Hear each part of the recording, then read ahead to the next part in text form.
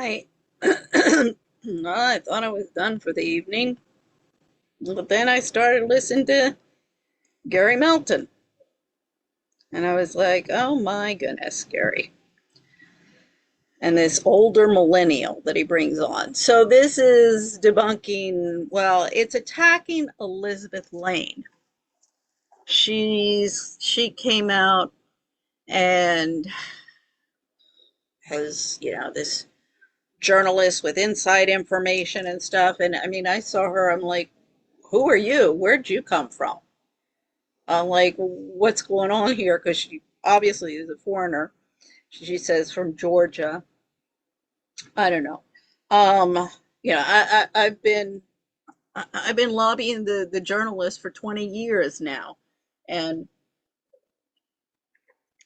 I have an extremely long list, an Excel spreadsheet filled with hundreds and hundreds and hundreds of names of journalists and now podcasters who are covering up all of the Jeffrey Epstein files, the Jeffrey Epstein class, whatever you want to call it.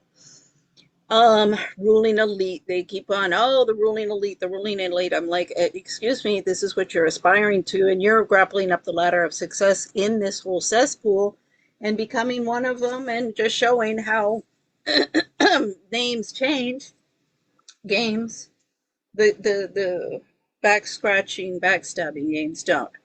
But so anyway, who's this Elizabeth Lane? Now, this is heating up. This is, as I keep on saying, this whole thing with the TPUSA, Charlie Kirk assassination, the whole, everything that the podcasters have been doing for the last almost year. Well, since, 9 months, 10 months. Anyway, I'm like, this is better than Dynasty and Dallas put together. I mean, good as any Harold Robbins novel I ever read. My Lord, you people. You're going to self-destruct, and so is the planet in the process. So Megyn Kelly's like, I'm not the mother of the internet. I'm like, no, Megyn Kelly, you left that job to me. All the robber baron heiresses that you aspire to be like. So let's take, because at first I'm like, oh God, come on. He's right. He's right. He's right. For once, Gary Melton is right. Then he starts digging his hole. Let's take a listen. Let me put on the speaker.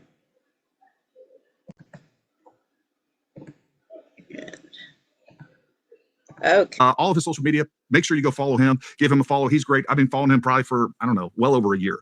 And it's awesome to finally get him on the show. So without further ado, I want to go ahead and welcome the older millennial.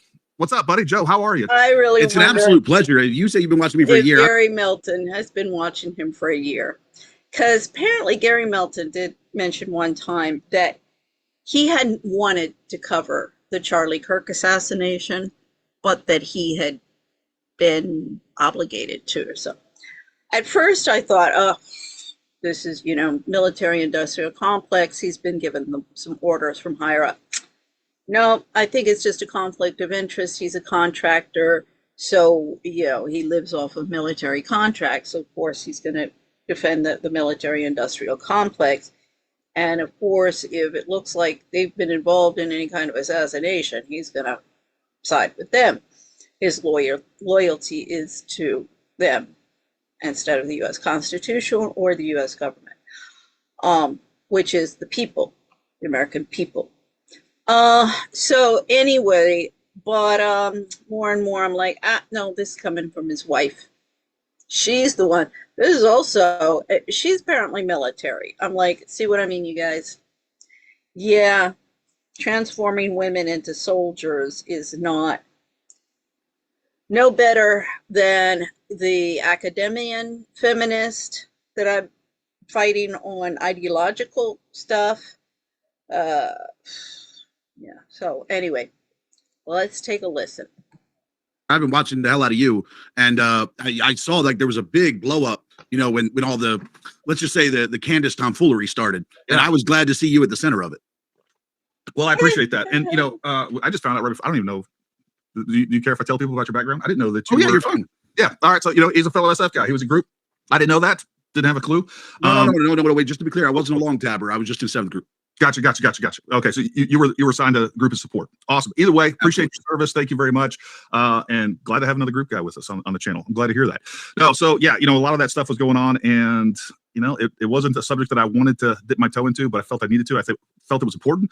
And I think especially in the last few weeks, I think we really see what this thing has turned into. And I don't know. I'm glad I did. There was lots of times I was regretting it, but I'm glad I did. But if you will, take a minute and just tell everybody about you. So I'm a content creator. I mainly stick to politics, current events. I really never expected to be doing this at this point in my life. I was working on Wall Street, and then COVID hit, and I got into yelling at my phone. Oh yeah, okay, content creator. It was working on Wall Street until COVID hit. Okay, what could be possibly wrong with this picture? Now, I saw the 2008 collapse a year before it was coming, denounced it. I mean, that's kind of started my fights with my ex-husband. He was one of these bankers, traders, Spanish. So anyway, I saw the collapse coming, and he once again has all the money where he shouldn't, and I'm like, you know, start to fight. So fast forward, I get back to the United States, 2009, and this is, you know, Obama is starting this trend. He's putting up $1 trillion to the bailout. The Tea Party is starting, and I started the IMF, and head of research, Olivier Blanchard, he had done an intranet blog about what happened with the 2008 collapse. And I was like, well, yeah, technically you're right. And what made this happen, and you can go to The Big Short. The Big Short by Michael Lewis, and there's the movie. Really good explanation about what happened. Yeah, this is what happened technically, but this is just part of, you know, trends that started in the 70s when we went off the gold standard. And one of the first that I saw, I started in the markets in 85. First one I saw was Mike Milken. And I remember reading the book about Mike Milken's junk bond scheme. And I was like, yeah, the guy's brilliant. Shows you the dangers of putting a chainsaw in the hands of a serial killer or a psychopath. So yeah, he started that. And then I turn around and I noticed that there's the Mike Milken Institute associated with GWU. Like, you gotta be freaking kidding me. Did he get out of prison? Huh. And then they give him an institute. Oh, God. These guys, this has been going on for generations and generations. And the white-collar workers, they get out of prison, they're welcomed back with open arms. The poor urban black, not the case. Phone, and it's blown up to become this. And I got to say, I'm having the most fun of anything I've ever done in my life. So all I can hope is that people stay as absolutely insane politically as they currently are, because I never run out of things. Don't worry, they're just as insane politically speaking as they have been. You don't have to worry, that's going to stay the same. Thanks a lot. To talk about. Yeah, and especially in this day and age, there will never be a lack of things to talk about. I will be thankful, though, when we no longer have to talk about Candace Owens or anybody within her orbit. I hope that is sooner than later. But folks, we had a bunch of stuff going on. If you're not following us on X, you should be. And a lot of stuff going on today. For those that you've been watching, you've known a little bit about this. I'm gonna try to be nice. This woman, Elizabeth Lane. I knew who she was. I was following what she was doing, but I never commented on any of her stuff. And then out of the blue, she came and started talking crap to me in one of my posts about Candace. And it's been kind of going on ever since. And I want to share this video with you real quick, how it started and how it's pretty much ending today. So we'll play this. Well, this Russian agent here that he calls Russian agent went ahead.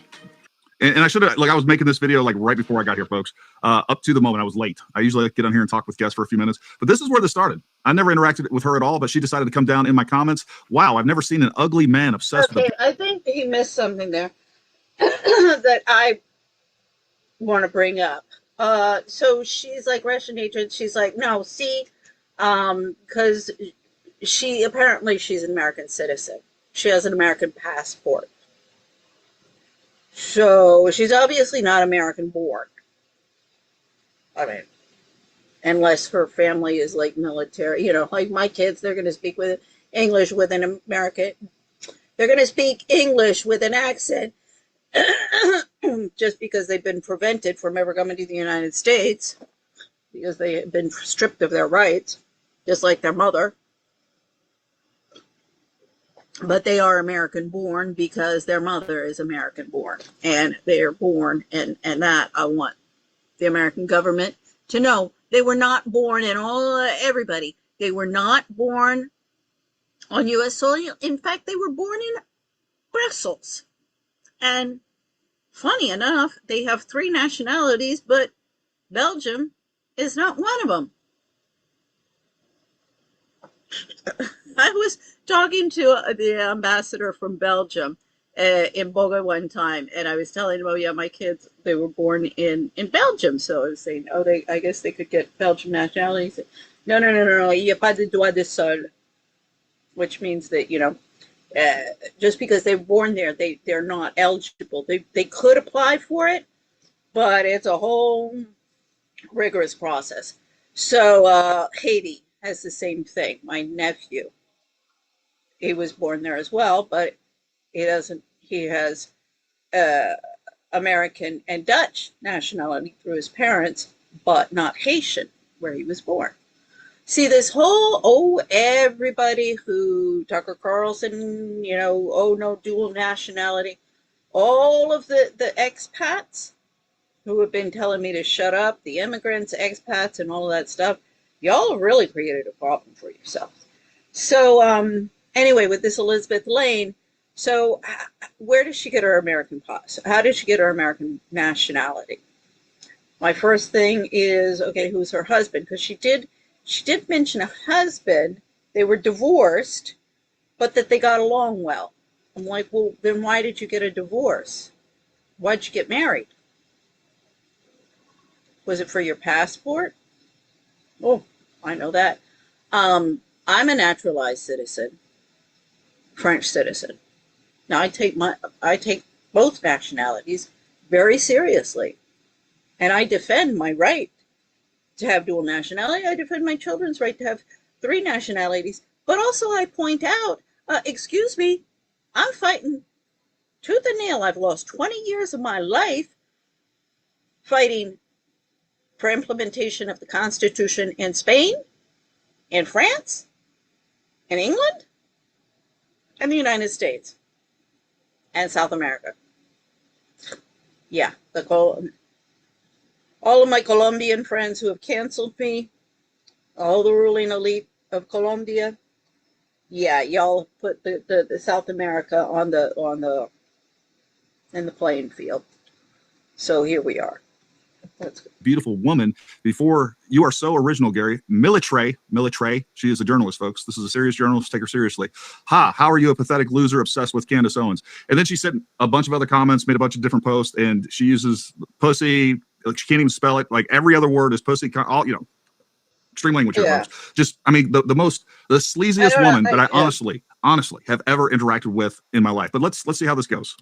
Well, this Russian agent here that he calls Russian agent went ahead and did what needs to be done. Send the information to a friend of mine at the FBI. Hold on, so let me get this right. So you contacted someone. You have explain. So you have an FBI connect to reach out about Gary? A friend of mine is at the FBI now. How would she have friends? worked for the FBI for the longest time, and he has access to all of the databases, everything. So I was like, you know what? This is how we're going to do this. All right, so here's my post. Elizabeth Lane just admitted to federal crimes, major federal crimes. FBI Director Cash, FBI Criminal League, potential espionage report. A Georgian immigrant who is pro-Russian, pro-Putin, anti-American propagandist admitted on a recent podcast that she has a friend who's a former FBI agent. She claims he still has access to the FBI database and is now doing illegal inquiries into civilians. Unbelievable. I have to say, the Machiavellian game plan, Chapeau for Gary Melton. Sorry, Elizabeth. Sorry, y'all. All of you guys who adversaries of Gary Melton. You got to give him credit where credit is due. Chapeau. Here's what Gary needs to do. Gary needs to pick up the phone. I mean, why don't y'all stop playing these Machiavellian games and start looking at the real world and decide which side you're on? The demons? The good guys or the bad guys? That's where we are. And call the FBI.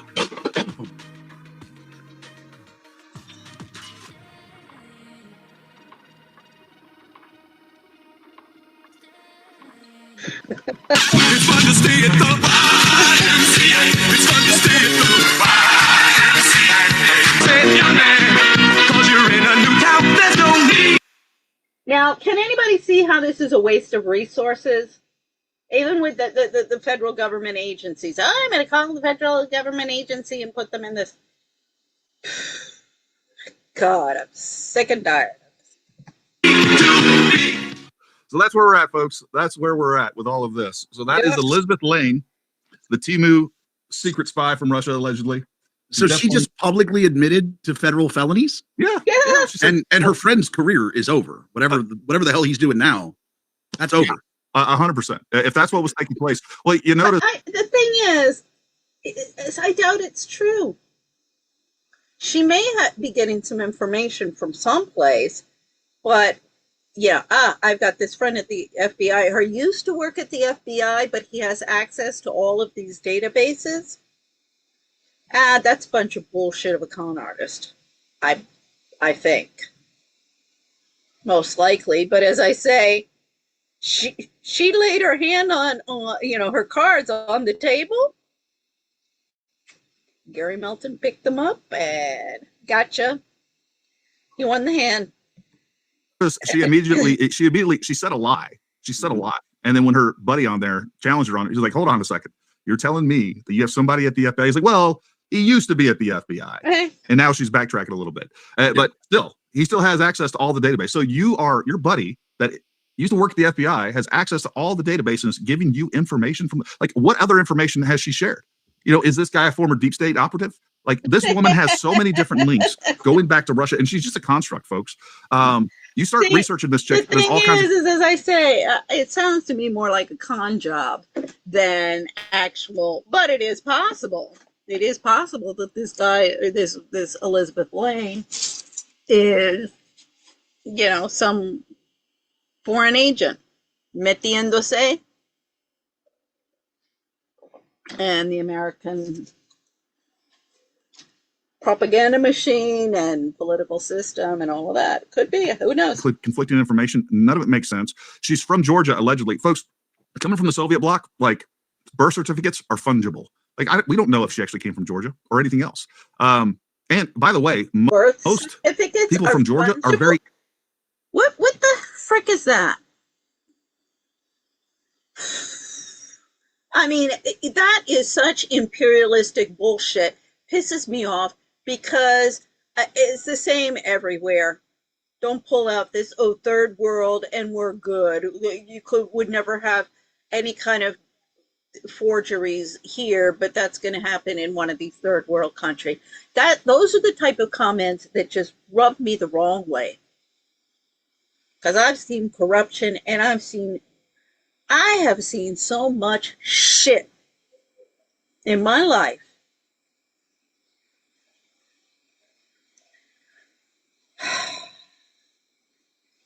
I mean, boggles the mind. Anti-Russia, anti-Putin, and she is just the opposite.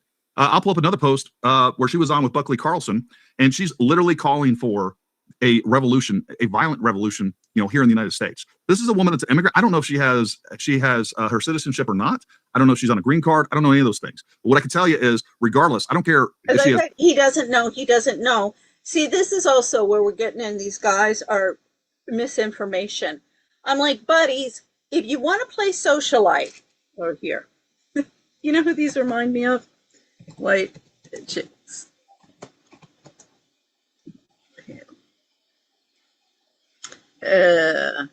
Best movie clips. Let's see what we can find. Best scenes all in one. Okay, let's see.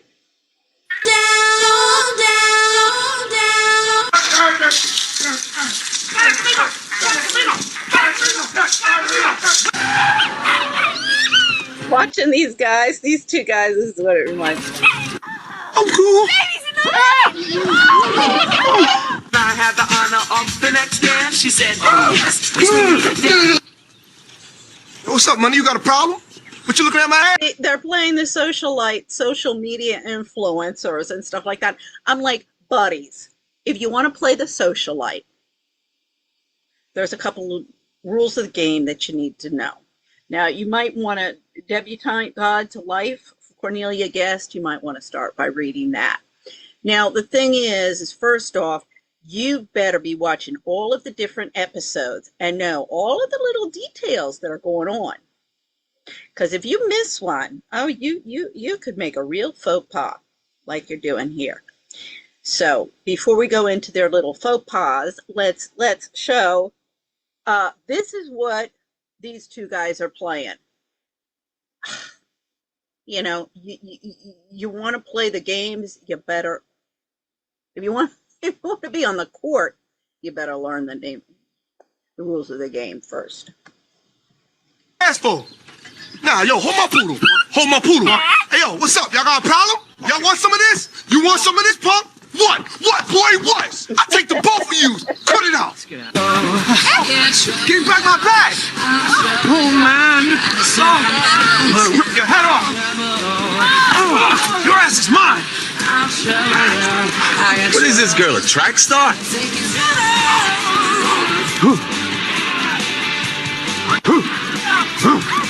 Oh, jeez. You messed with the wrong blonde today, pal.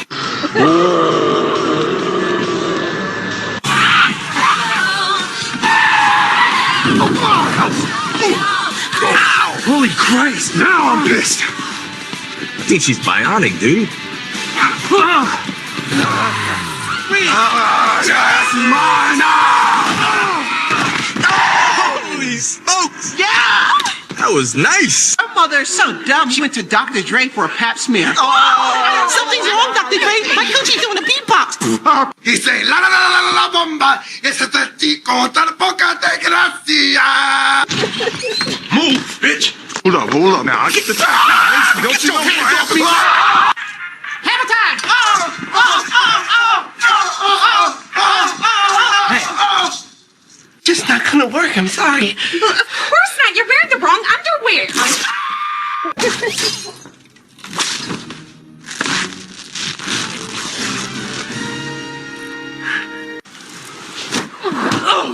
Sorry. Your mother's ass is so hairy, it looks like Don King's about to pop out and say, Woman in America. Making my way downtown, walking fast, faces past, and I'm homebound.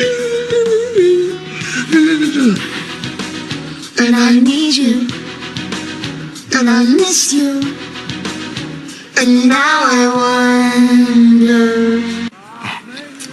Tongue is kind of big.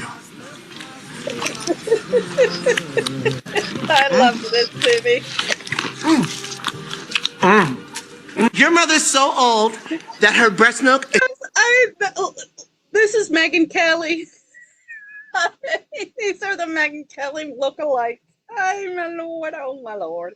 I can't stand the women who hang out. These like dumb blondes, Martha Vineyard, Erica Kirk, Megyn Kelly. Oh my lord.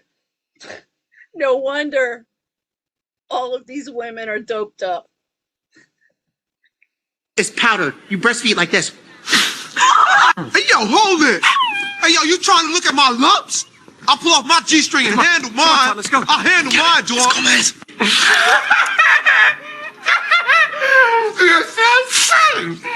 Guantanamela. Aira Guantanamela.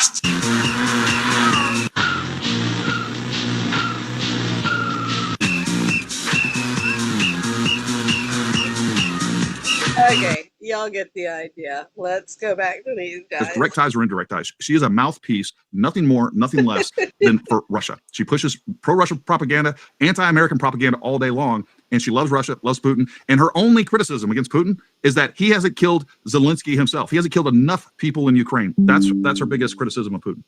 And my biggest thing when it came to her was she was so obviously just a construct.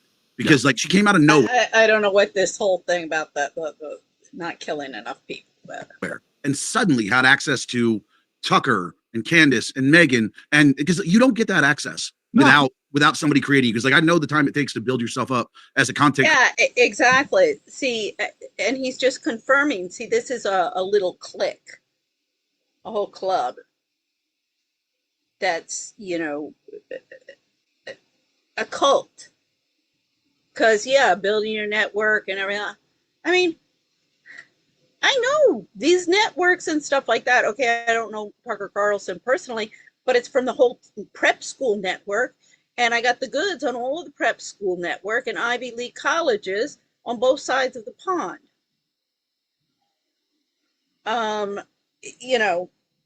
So it's better. I mean, I'm in a position better than just knowing them personally because I got all the goods on them.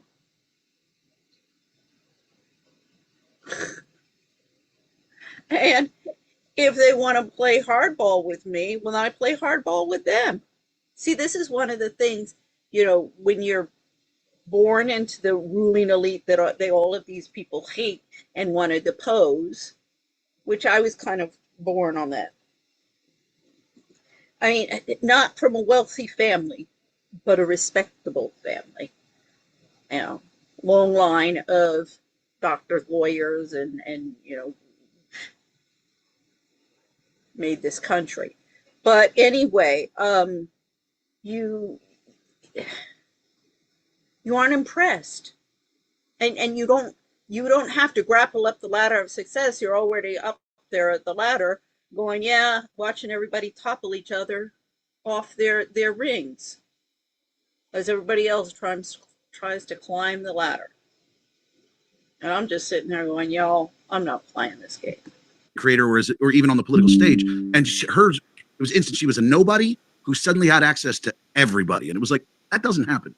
Yeah, and let's talk about some of the other people that she's done interviews with. John Carricow, also freaking Alex Jones, Tucker Carlson, Buckley Carlson, Candace Owens. Like these are folks, this is the web of foreign malign influence operators. This is la creme de la creme of the current cult amongst the conservative whistleblowing podcasters, however you want to call them.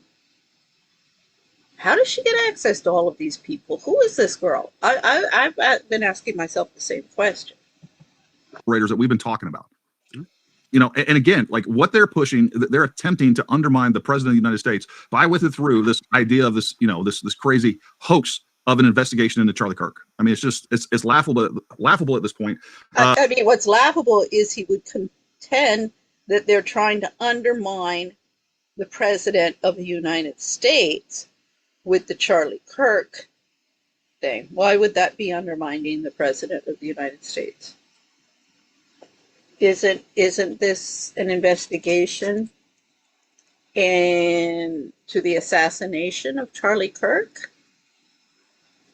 Why would investigating that undermine the president of the United States? Huh? Unless, of course, the president is somehow involved. And you don't want that to be exposed. Otherwise, why would it undermine his presidency? I bet Putin is just pissed Important question, no? right now. Because we deserve an optimist. But I mean, you got to see, it is just a hate America circuit, whether it's Tucker, Candace, Caroline, now Elizabeth. Hate America circus. Excuse me. Hate American federal government or hate American people? That has to be clarified by these two guys. Like that whole web is they just trade each other around to be able to spout their bullshit. And they make it seem like somebody's popular by all having the other one on in crisscrossing fashion to make it seem like somebody's really popular or somebody's. Oh, that is precisely what's driving me crazy. Yeah, they get, you know, some of them, particularly Gary Melton, Baron Coleman, and Jesse Merle. It even said they only had a couple hundred one day, and all of a sudden they woke up the next morning and they were stars with tens of thousands of stuff. So that's definitely happening. And then instead of like expanding the investigation in each one, as I said, what this thing has lacked was a project manager who would centralize this and be watching the different podcasters and, okay, this is what we know, this is what we don't know, so and so is squabbling and stuff like that with the other, and that really has to stop, because what we have to concentrate here is on the stuff. So, okay, we've seen some cult stuff with 2PUSA, in Arizona. I saw it with Lake Havasu and Biggs. Let's have some people go in on that. When they were looking into Texas, there was some security. I think the Farnsworth guy, the cattle baron ball. What was he doing there? So let's look into the cattle baron ball. First thing that I noticed there was Didi Alexander Matz at the King Ranch in Texas was not involved in that. Ooh, real social climbing thing. Let's look into that. That's going to explain a lot about what's been happening in Texas since the 70s. Yeah, so lots of questions. Important. And it really just is a trash America circuit of people who recognize that, like, let's be real, hating America, there's a lot of money in that. There's a lot of money in stirring up hatred against America. There's a lot of money in stirring up hatred of our relationship with other countries. And there's a lot of money in propaganda for corporate interests, the military-industrial complex, the U.S. federal government, much, much, much, much more money. And I don't know anybody. I haven't seen any podcasters, anybody who's promoting hate America. Not one single. Not one single. And I mean, they're smart. It's smart to do, but Elizabeth very obviously screwed up pretty damn bad. Maybe the only ones would be like these guys because they're so hypocritical. And this is precisely, it's these type of guys that precisely Americans are so hated abroad. I lived abroad for 20 years. Ooh, I heard it all. Sometimes I agree with people, and then other times I'd be like, yeah, you should look in the mirror. Yeah, and I posted about this today. What these grifters have done is they've capitalized because of everything that the Biden administration, all the lies, January 6th, COVID, the stolen election in 2020, the weaponization of the DOJ, whether we're talking about January 6th or against Trump himself, the weaponization of our intelligence community, the Hunter Biden laptop, nothing to see here. James Comey, Clapper. I mean, the weaponization of our government, all of the different agencies, that's been going on for generations. It's not something that's, oh, this just happened a couple of, like, that's just this little group over there. Idiots. Ray, like all of these people that were this deep state globalist agenda that was directed at the American people and ultimately at Trump, because people are so skeptical of the government, especially on the right. We now have these grifters that are exploiting that. They know that almost by default, anything that the government. If he was really against this globalist agenda that he's talking about, that's coming from the international development community, IMF, World Bank, UN, UN Women is particularly. They've all embraced the woke illiberalism, and the international courts have been politicized as well. So, if he was really serious about going after the Goldfinger international development community with this, what was his name, Klaus Schwab, guy at the head who resigned, he'd be listening to me instead of just sitting bitching and then denouncing anybody who criticized the military industrial complex and his God. It says they're going to go with something the exact opposite. They realize that, and they're exploiting these people, and they are just abusing them for clicks and views, so they can tell them anything other than what the government says. And they've, you know, these people, like, they go from one thing to the next to the next to the next, and it doesn't matter. It's like, what you just told me, now you said that doesn't count anymore, because now you're giving me this other theory that you said was 100% true, like the, I don't know, the Jewish sniper or the French foreign, like whatever it is. And now you're telling me, no, we're going to move to this next one. So, like, even though you've lied to me multiple times. The Jewish sniper? Times. And people like me, you, and everybody else continually point out their lies. Like, these people are like. This reminds me of some Stepford wife at some country club sitting there, like, read some gossip magazine and then comes in and pretends that she's like some bigwig legal analyst or something. God. Give me the next thing. Give me the next thing. It's fun. It's interesting. This guy, he's a Green Beret. He knows about shooting guns, and that's about it. I get to pretend that I'm an investigator too, and I get to join in on the fun, and they will just gobble this up. And then what they've managed to do, and I'm disappointed in this. What they've been able to manage to do is been able to smuggle in this Jew hatred, this anti-Israel nonsense, which is really dividing our party, and it's wild to watch. Yeah, I mean, and that's what it's so wild to, like, the narratives never work long term. They're like short-term claims, and as soon as that claim is no longer convenient, they just forget it happened. Like, I seem to remember Candace telling us that there was a French baguette / Israel hit squad coming after her, and she couldn't travel to Arizona because her life was in danger. And the Macron said, "Oh God." Yeah, well, the French baguette, that's the French Foreign Legion. And guess what? Out of all the military industrial complex, military guys that, you know, you got problems of maybe serial killers, PDFs, and all sorts of criminals in there, it's the French Foreign Legion. That's like common knowledge amongst us white chicks, the real white chicks. paid to have her murdered, but she can go to Russia. She can go to, like, she feels safe in Russia, not Arizona. Arizona's too dangerous. Russia, safe. And that's the thing. Is like, did the hit squad just get tired?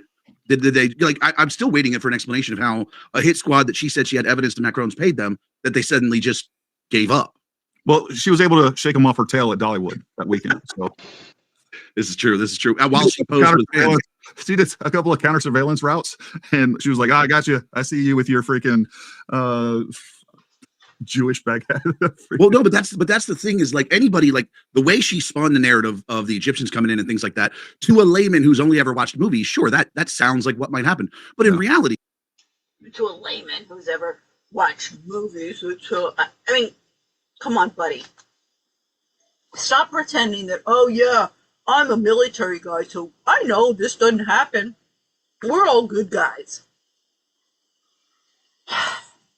So, and also, it's pissing me off with Candace, the whole stuff with Bridget Macron. Again, I'm all over the map with the French people and the French government. Give me a voice. This gets into, you know, the diplomatic corps of Bogota when we were there. That's Ingrid and Astrid Betancourt. Astrid, well, when I was the president of the French Expat Club, Wives Club there, Astrid was Daniel Parfait. He's the French ambassador. She was his mistress. So then he divorced his then wife, Nicole Parfait, and then married Astrid. So they're back in Paris, but then he's in Mexico, and he divorces Astrid for yet another younger wife. So anyway, it gets into the whole diplomatic corps.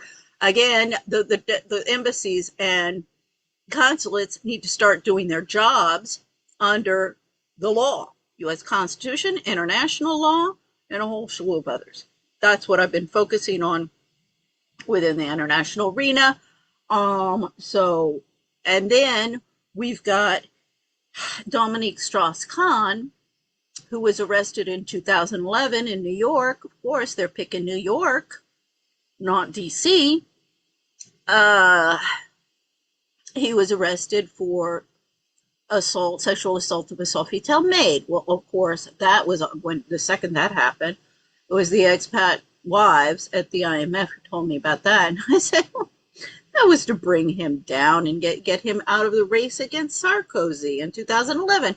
I'm like, excuse me, am I the only one who's seeing anything wrong here of Sofitel executives getting involved in political manipulations and illegal activity?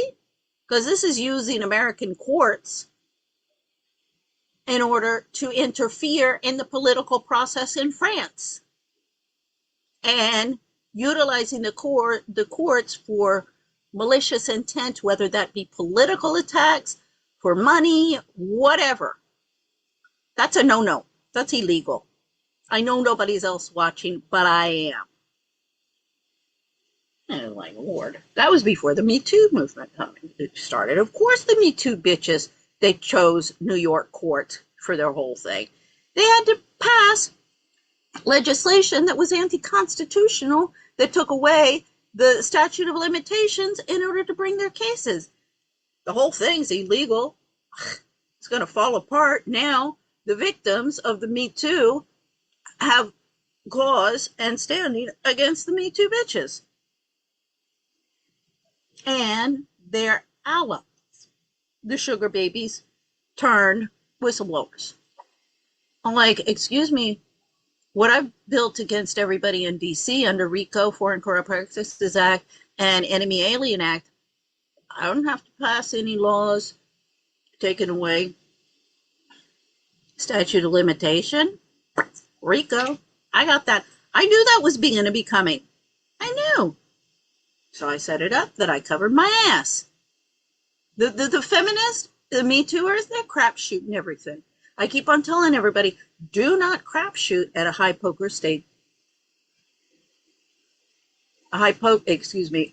stakes poker game. Gary and the older millennial would do well to listen to those words. Like, we know, like when you're operations in another country, and I'm not saying hit squads or anything like that, but we wouldn't even check into a hotel. We would have had somebody in country 6 months prior rent a property that was unoccupied. We'd go stay there. We'd never go anywhere where there's cameras. We wouldn't be renting cars. We would have purchased shit cars that were already left at the house. Like, we would have planned this far in advance. But see how he's admitting to how everybody's involved in subversive activity? The way she laid it out, it makes sense if you're watching like Jason Bourne, but if you're actually looking from a smart tactical standpoint, nothing that the hit squad did made any sense tactically. Well, I mean, you're not buying that they did a final brief down at Fort Huachuca the day prior at the Joint Task Force Southern Border, and then Mitch. You mean when people just accidentally got to wander into this high-level hit squad meeting? What? Okay.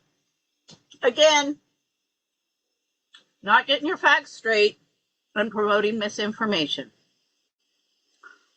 Mitch Snow never said he wandered in to some high-level meeting. He happens to be in a lobby and a whole bunch of where this meeting is taking place. He didn't go into the meeting. He didn't even go close to the meeting. He's in a lobby. I mean, this can happen quite often. You're sitting in a lobby. Some people who are doing who knows what go through, and you happen to see them. Wasn't planned. Oops. Oops. Because normally, Mitch Snow, he says, I didn't even think anything of it. Never thought anything of it. Until he saw the Charlie Kirk assassination. He's worked in intelligence. Wonder what's here. Just asking questions. But apparently, there were some questions that were asked that really hit a nerve. So when that happens, you go, why did you get so upset over that question? If you were innocent, if there was nothing to hide, you wouldn't be upset. Why don't you buy that? That's like the simple thing of Candace said Mitch Snow was very credible. He was very, as a matter of fact, she said she prayed. I mean, this was divine intervention, Joe. What are you talking about? You have to think about the ridiculous. Yeah, Mitch Snow is very credible. She said Joe Kent was still part of the federal government, and I don't think that this is stepping out of the bounds. Joe Kent, can you check and find out if this Mitch Snow is who he says he is? You know, his paperwork with the military. Can you confirm that? Well, yeah, he was with the military. He's not some stolen valor guy. His story checks out. I checked out his story about the his case about his son. And there's a whole bunch of, like, the videos that I did during the Christmas holidays that covers all of these accusations that Gary Melton brought out against Mitch Snow, and I debunked them one by one because I checked out Mitch Snow's story through there's what he was posted. There was some video and things on X. But then Kat Espinda, she has a podcast and she covered that. She's exposing, the problems in the courts in Washington. In fact, I had somebody from Washington State who contacted me and, had seen the videos that I did. And I said, yeah, I'm trying to get a hold of Kat Espinda or Mitch Snow because, I've been working. Not only is this going on in all the states in the United States, and I'm trying to get some federal, the congressional members on top of this, and some stuff at the federal level, because also I'm working of Americans abroad. So that comes under the State Department. So anyway, I'm not just like sitting in Washington. So one time when somebody said, but you're in Washington, D.C., and this is going on at the state. I'm like, I know that. But, the U.S. federal government is supposed to oversee the states. This, if we work together, we can move forward. So I did check in to Mitch Snow. And again, every single thing that he says about what's going on in the courts, about his case, was corroborated and adds up. But this guy in Washington, he's in the middle of all of that. And he sent me an email recently because I said, yeah, well, okay, I'm trying to talk to Kat Espinda and Mitch Snow. Never hear back from him. And he's like, yeah, I don't know. I think Kat Espinda, she just wants her podcast to go viral or whatever, building her audience. I don't know, Mitch. I guess he's buddy with Candace Owens, and Candace Owens doesn't want to share her limelight with me. So, again, I'm tired of all of these people who want their podiums and their limelight. So this is wandering into a skiff. Like, wait a minute, he wandered into a skiff? He didn't wander into it. We got into a fight with the ambassador in Yemen because he couldn't get into the skiff, and he was the ambassador to the country. It's like, but yeah, he just wandered in. See, misinformation. And Gary does this all the time. This reminds me of some giggling stupid blonde. Watch him. The layers of stupidity that unfortunately people believe. So first of all, we have a covert operation taking place where we are going to assassinate a U.S. citizen on U.S. soil. And we Okay. decide that I guess we're going to just gather together a bunch of colonels, a bunch of light colonels, and sit them around the room. And we're going to brief them on this. And I guess the implication is we're using all of the units that are assigned at Joint Task Force Southern Border, just like regular Army guys. So like this black op. Well, no, the insinuation is not, I mean, there's not even any speculation of who these different people were exactly. A lot of brass.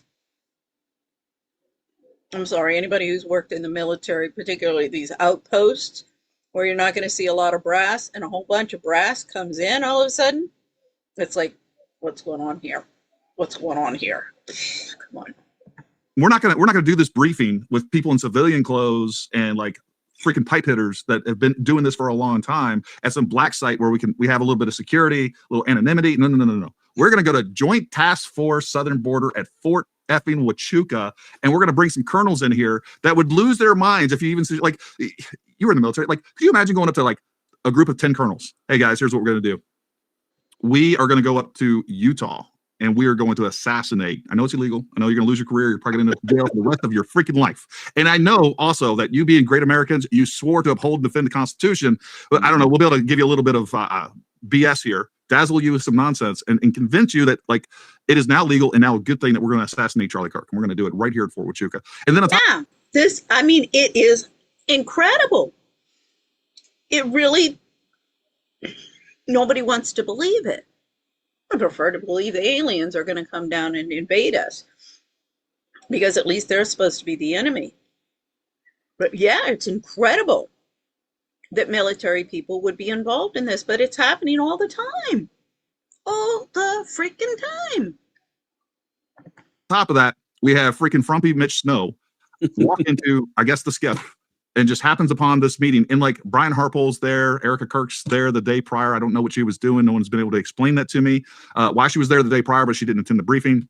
Well, all anybody was saying was, I saw this person here, I saw that person there. What does that mean? Why were they there? Could these people who are accused of being at certain places give us an alibi why were they there or were they not there? If they were, why? Nobody's jumped at any conclusions. It's these guys who jump at a conclusion and there's, oh my God, see how they're accusing them of something? Well, no, you're the one who just accused them of it and you jumped at some conclusion. You don't want anybody asking any questions. The second they ask a question, oh, you're accusing somebody of something. No, I just asked a question. Abbott Phillips is there. Congressman Amadei is there. Like, it is the dumbest thing on the planet that you could even like. And on top of that, she predicated that whole thing with like, folks, what I'm getting ready to tell you.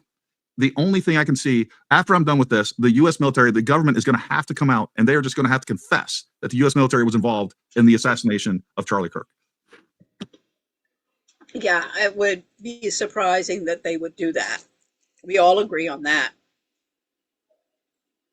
I mean, I don't think I've ever heard Candace Owens threaten the U.S. government or U.S. military. She's not that stupid. Threaten them. You better come out and admit to what you did. Otherwise, I'll never leave you alone. I have never heard Candace say that or even insinuate that, which is what Gary Melton is contending. See, he comes up with these things that you're like, what planet are you living on, buddy? You're the one who's inventing stuff. You come up with all of those sorts of conclusions just because somebody asks us a question. Bizarro world, bro. Well, that was her best, is when she was like, well, we've made all these accusations and we've shown all this evidence. I think it's crazy that this doesn't warrant a response from the president. It's like, Candace, I don't know who put it in your head that your insane statements would attract the attention of the president. But like you said, with the... Oh my God. This cracked me up. Donald Trump called Candace Owens about the whole Bridget Macron thing. He called Emmanuel Macron told Trump to call Candace Owens to stop talking about Brigitte. What rock has this socialite, social media influencer wannabe been hiding under? Buddy, you want to get in the conversation, you got to watch all the episodes. Get your facts straight. You know, information psyop. This has been the specialty of the socialites and the queens and the princesses for a long, long, long time. Before you were even in diapers. Before your grandfather was even in diapers. Let's just say this operation were to go down. Nobody would be in uniform. Nothing would happen on bases. You would never involve a colonel. Like, this would be a strictly team level thing, because that's about the only grouping of people you could convince to break the fucking law. You're never convincing the colonels to do it, because those guys are just trying to get the retirement and chill. And it's and also, you wouldn't bring in all these people from Turning Point. Like, the whole thing is right. The messaging is not coming from higher up. You have subversive activity that only involves a couple of soldiers, snipers. Don't be stupid. Of course you have big brass. The thing is, this is an outpost in Arizona. Nobody expected Mitch Snow to be there. And normally it would have gone off without a hitch. Nobody would have said anything. To my knowledge, nobody else has come forward and said, oh yeah, I saw him there too. To my knowledge. It sounds like it should be directed by Michael Bay, right? Like, there should be a lot of explosions, there should be car chases, because that's how fantastical it sounds. And the fact that I saw people who were like veterans being like, well, yeah, that's how it would happen. And I was like, what you fucking supply? Like, what did you do that you think that's how this shit goes down? No, yeah, what did you do that you don't think that that's how this shit goes down? Yeah, like, yeah. I mean, it's still, and she's still defending, and now she's getting sued by Brian Harple. She's going to lose that suit, and I can't wait. Well, the best is watching her look at all these legal battles and go, "Hey, can you guys help me raise money?" It's like, you're a multimillionaire. Like, your husband is literally a baron. Yeah. He's literally royalty, and her husband is literally a baron. You're a multimillionaire. I'm not sure what Candace Owens' net worth is. I mean, people always overestimate. Anybody who's famous has money. Not always the truth. Sometimes their debt is much more than their assets. Your husband's a baron. He's royalty. Okay, buddy. Barons are not royalty. Royalty is the queens and the kings, and that is, hereditary. And it goes back, long, long time.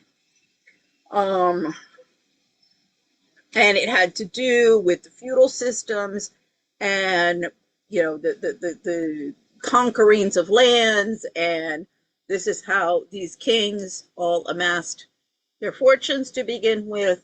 Then they got into too many wars, and we had the Industrial Revolution that came in, and that's where you have the feudal lords starting vying for power with them, and then they're replaced by the Industrial Revolution oligarchs. So just to let you know, royalty is different. The aristocracy is what you're talking about with the barons. It's not royalty. So then you have the aristocracy, which in England, and for example in France, they were all killed in the Red Scare after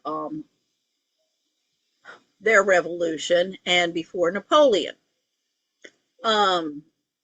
So yeah, apparently, like Place de Concorde, you couldn't even walk near it because the stench of blood was so bad. when they were chopping everybody's head off. So you have the royalty and the aristocracy, so you really don't have an aristocracy, and that you can see the detrimental effect that that has had on a European society with the case study of France.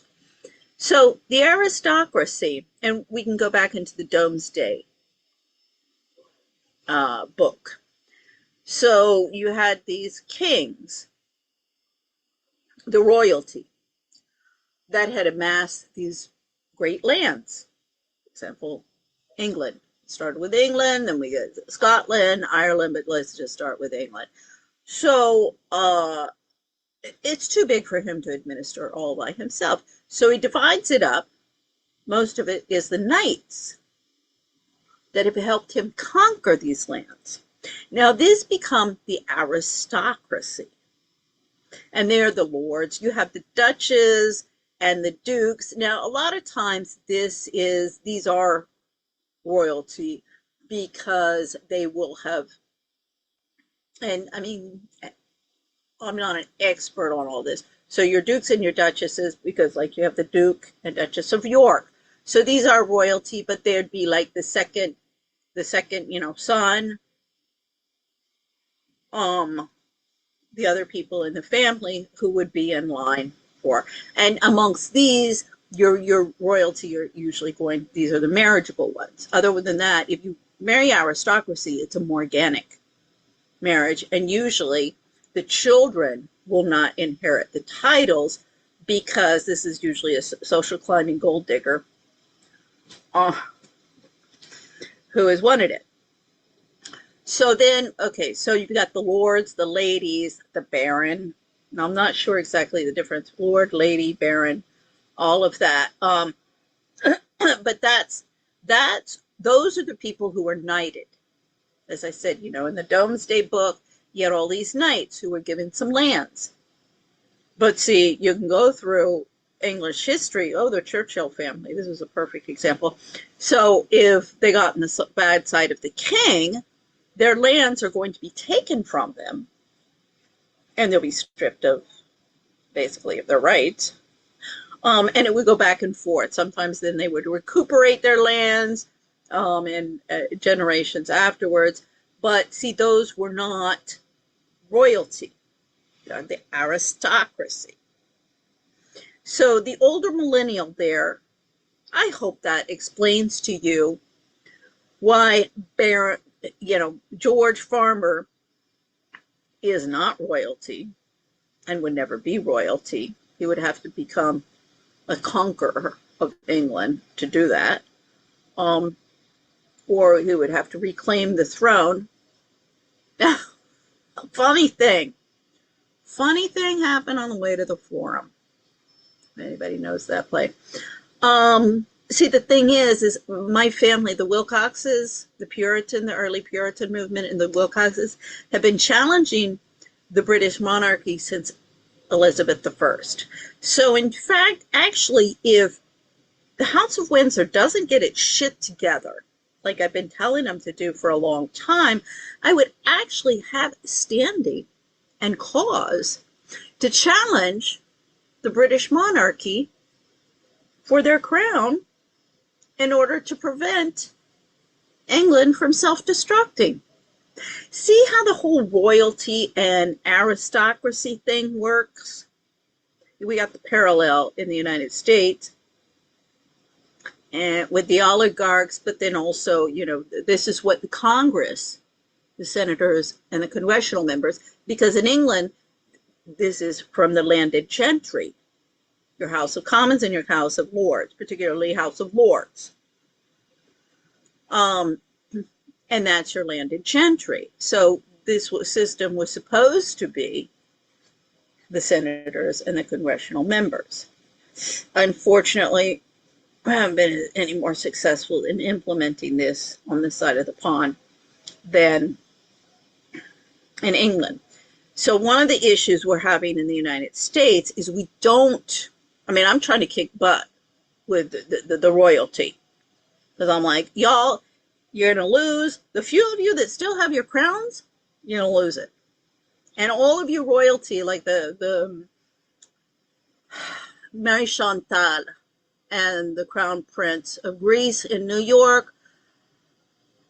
Y'all, you could become a stateless, rightsless person and have your assets seized and thrown out of the country if you don't get your shit together. And the Oxenberg sisters, same can of worm. They're princesses of Czechoslovakia. I mean, I want us all to work together, really. I really want the royalty to start doing its job. Because what I'm afraid of, deposing them, getting some factions, revolutionary factions, to take them over and deposing them, well, that's not going to work. We've seen that time and time and time again throughout history. So I certainly don't want to go down that road. But if there is going to be somebody throwing them overboard, well, then I'll step in. Okay, so I hope that explained to you, Mr. Older Millennial, exactly how this royalty, aristocracy, baron stuff works. And with George Farmer, I'm not positive that this is hereditary for him. His father was knighted and given the baron position by Queen Elizabeth, and for all the wrong reasons. His father is a metal trader, is copper, metals, whatever. Metal commodity trader. Boom and bust economy. Check out his father. And the whole, you're from Wall Street, so you better know, you got to know what I'm talking about. And then check out my monetary issues with the IMF. Don't tell me you don't know what I'm talking about. Well, all of that shit, because if you don't, we really got a problem. You need other people's money. It's like even the Macrons that are suing her. She has more money than the Macrons. It's like, how are people giving you money? First off, how would you know how much the Macrons have and how much Candace Owens has?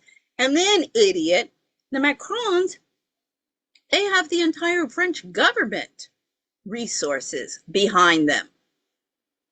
And that gets into the subversive activity of their military-industrial complex as well.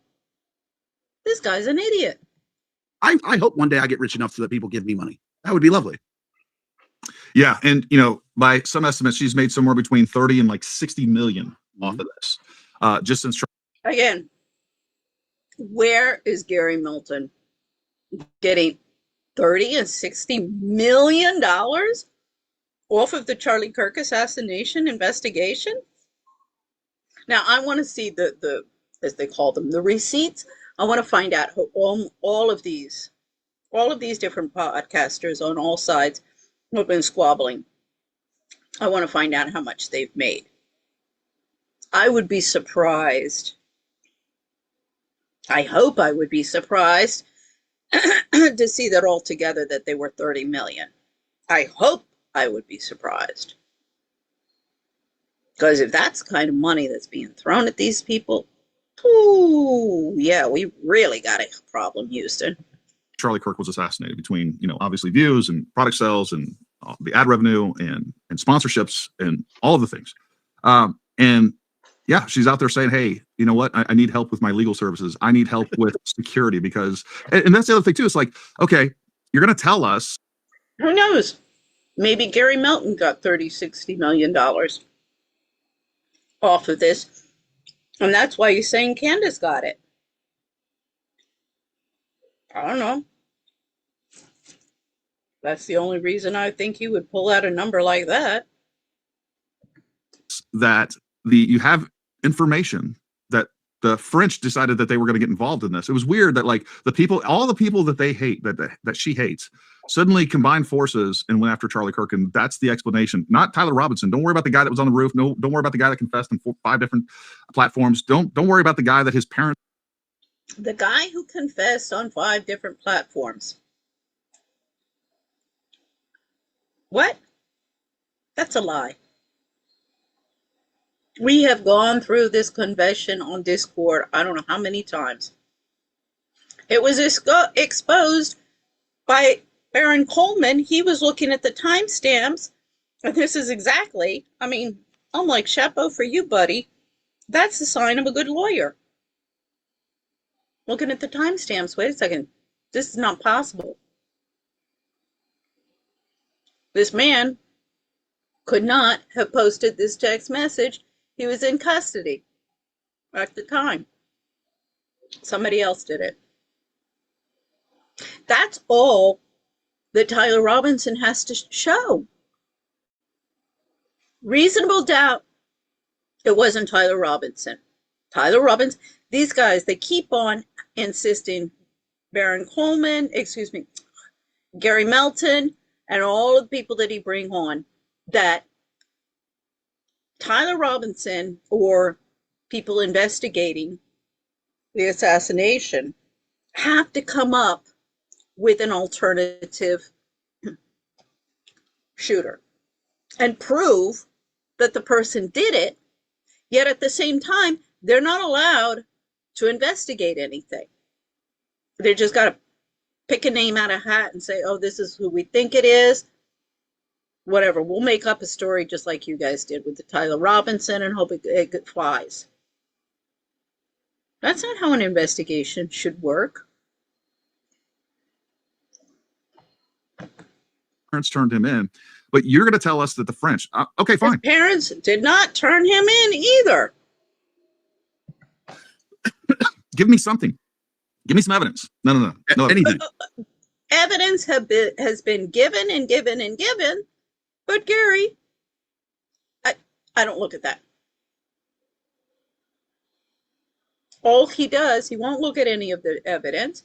No, he just comes in and tries to discredit whoever is coming forward with any evidence that would provide reasonable doubt that Tyler Robinson was the shooter.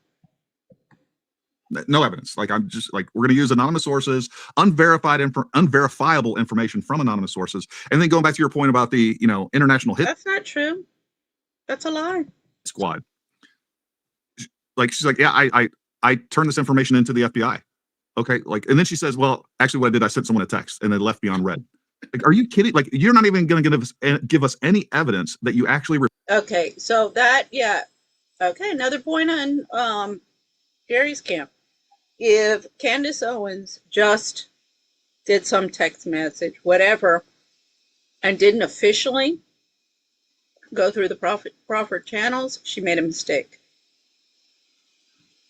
I've done that. I mean, all the time I know, well, they're just going to ignore me. They're just going to tell me to go fuck myself. Well, I'm still going to do it because that's the proper channel. And I have to demonstrate that they're not doing their jobs and they're of bad faith. I've been doing that for 20 years. I got a list of names. Reported this through any official channels. If you knew that, I don't know, International Special Operations Hit Squad was coming after you, and you're worried about you and your family, would you not make sure that was reported? And would you not be doing content on that every single day? Like, hey, you know what? Here's my email. Yeah, that's why, I mean, my Lord, people laughed at me with all the registered letters that I have sent over the years. Oh, I made sure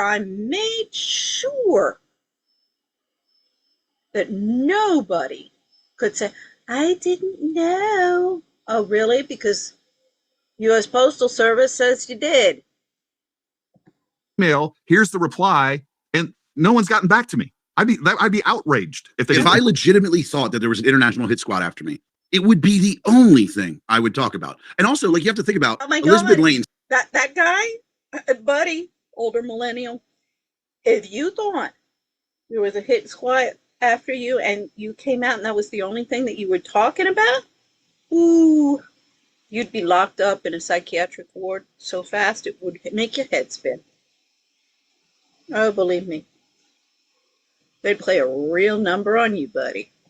And said that shit today, right? Yep. You have already done more to report that incident to the FBI than Candace has done in 7 months to report her stuff. It's very quick, guys. Reporting to the FBI does not take a lot of effort. Nope. And she hasn't even done that.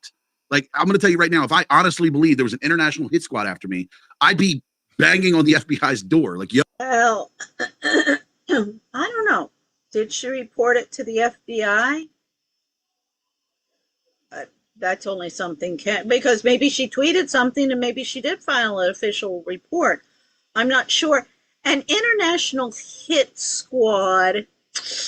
Also, I'm not positive really if that comes under the jurisdiction of the FBI because the FBI is the Federal Bureau of Investigation. Now, when it's international, that's really more under the CIA. In fact, that was kind of why the CIA, again, little lesson for you, older millennial. That's really one of the reasons why the CIA was justified in its naissance was because the FBI was really just within the American jurisdiction and the CIA could go into foreign jurisdiction. It was kind of back door of some issues they were having there. So, and then, so if it's international, I mean, it's difficult because you are reporting, I think you'd probably want to go through the State Department rather than the FBI. See, buddy, if you're going to do it through the proper channels, you better figure out which are the proper channels. So yeah, if somebody came to me, I'd be like, okay, so we'll notify the State Department, and then if the State Department ignores us, and they're going to ignore us. So, I mean, I've been doing, as I said, 20 years. I don't have to wait. I've already gone through the entire State Department and up to the Secretary of State, going back to Hillary Clinton. One of the ones that really, really, really is key in here is the Undersecretary of Management, Kennedy, who was there. Because it's, what it is, you know, they got a revolving door at the top with all of the different top positions, but it's the career people, and that comes under Undersecretary of Management. So yeah, if you're being threatened by some international, so I probably would go through the State Department, and then congressional member, whoever, you know, whatever congressional member you have, you would go through there, and then, you know, constituent request. So we notify the congressional member, listen, there's some people over there. You know, I mean, this is, in my case, it was my husband, but see, his family's involved, and they're involved in human trafficking. So, you know, but the State Department has been notified from day one, my consulate, then the State Department, and then a whole slew of congressional members, including the McCains, Senator Johnston, his son. So, you know, buddy, if you want to talk about proper channels, you might inform yourself to exactly what issues you're talking about and what would be the appropriate channels. Because I don't really think you notify the FBI and they'd probably say, this isn't under our jurisdiction. Kirikou might be able to, I don't know if I'm pronouncing that, but you could ask him, and I think he could probably answer that question and confirm what I'm saying better than I could. Asshole, you guys, you know, come on.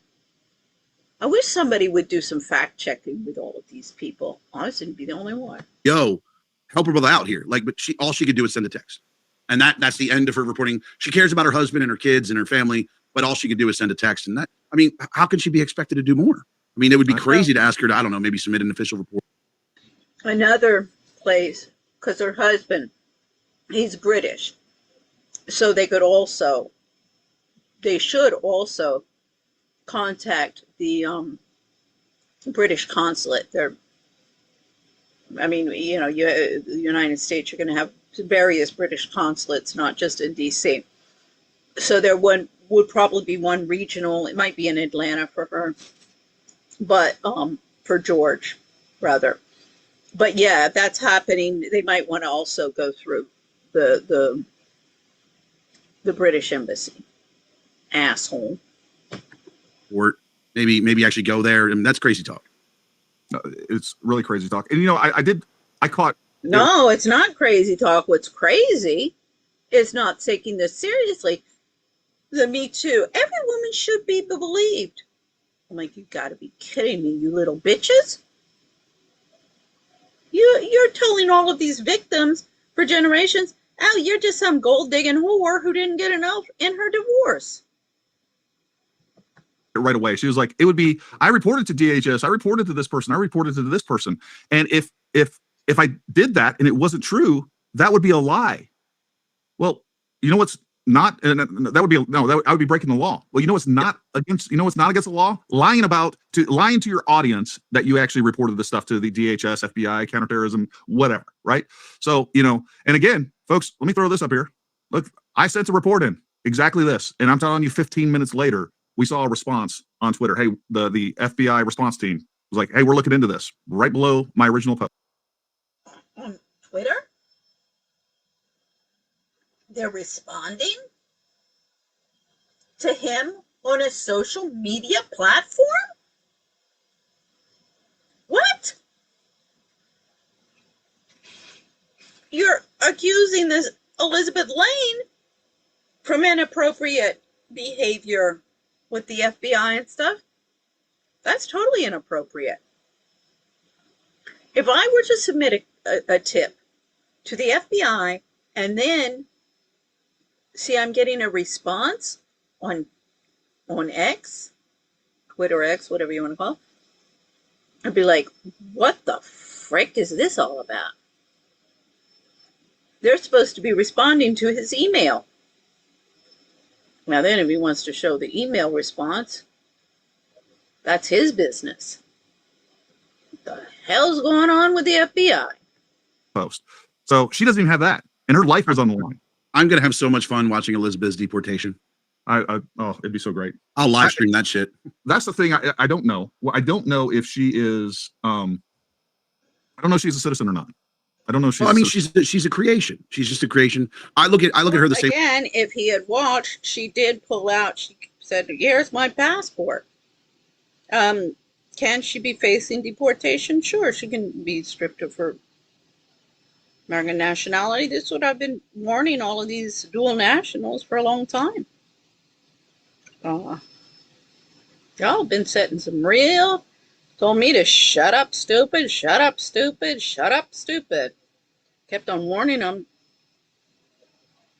You want to strip me of my citizenship rights? You strip yourself of your citizenship rights. Same way I look at Ian Carroll. Because I saw Ian Carroll hit the scene, and I was like, okay, this dude. But then when he started getting real political about his stuff, I just was like, all right, let me see if I can find any record of his existence before 2024. And that person did not exist anywhere on the internet. Well, okay. So I'm not sure. I apparently I saw something about Ian Carroll having a record, criminal record. Not sure what that is about. Somebody pulled something out about Blake Bedsnar. I don't know. Everybody in this country is a drug addict, one form or another. So I have to jump to the conclusion that maybe if it's drug related, I'm like, well, you know what, you guys? The pharmaceutical companies are worse than the illegal drug cartels. So you know what, quite frankly, if it's a non-violent drug crime, yeah, you're not going to get too much out of me from that one. Like, he has somehow managed in the age of information to be nowhere online before 2024. And I was like, okay, what is more of an industry plant than somebody in 2024 who is wildly successful on social media didn't exist 2 years ago? That seems a little iffy to me. Yeah. I have some information also, Johnny and Carol. You can. Well, these two, I don't know where they were 2 years ago. I mean, hell, 2 years ago, I had some stuff, some book reviews that I did during the COVID shutdown because I had the time. But, you can find my print for the past 20 years. Everybody went anonymous. I'm like, no. If I got something to say, I own it. And I'm sick and tired of people hiding behind anonymous and fake accounts. You got something to say, come out and show your face. One of the issues here also is, and this gets into a lot of the Me Too and Jane Doe cases. Anybody who is accused of a crime has the right to confront their accuser.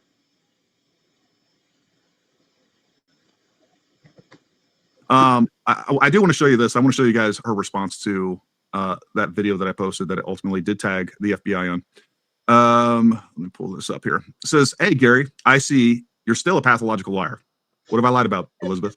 I still haven't received an apology for your lies. You've already told to you very."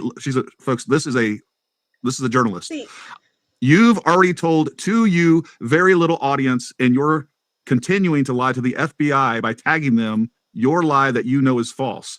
Like, learn to punctuate and learn to spell, chick. You know what that is, bitch?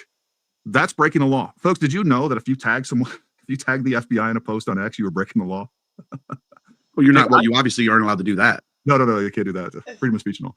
And I specifically said he worked for the FBI and NYPD, and he has a private detective firm. Is that what you said? We're going to go back and we're going to play the tape to see if that's what you said.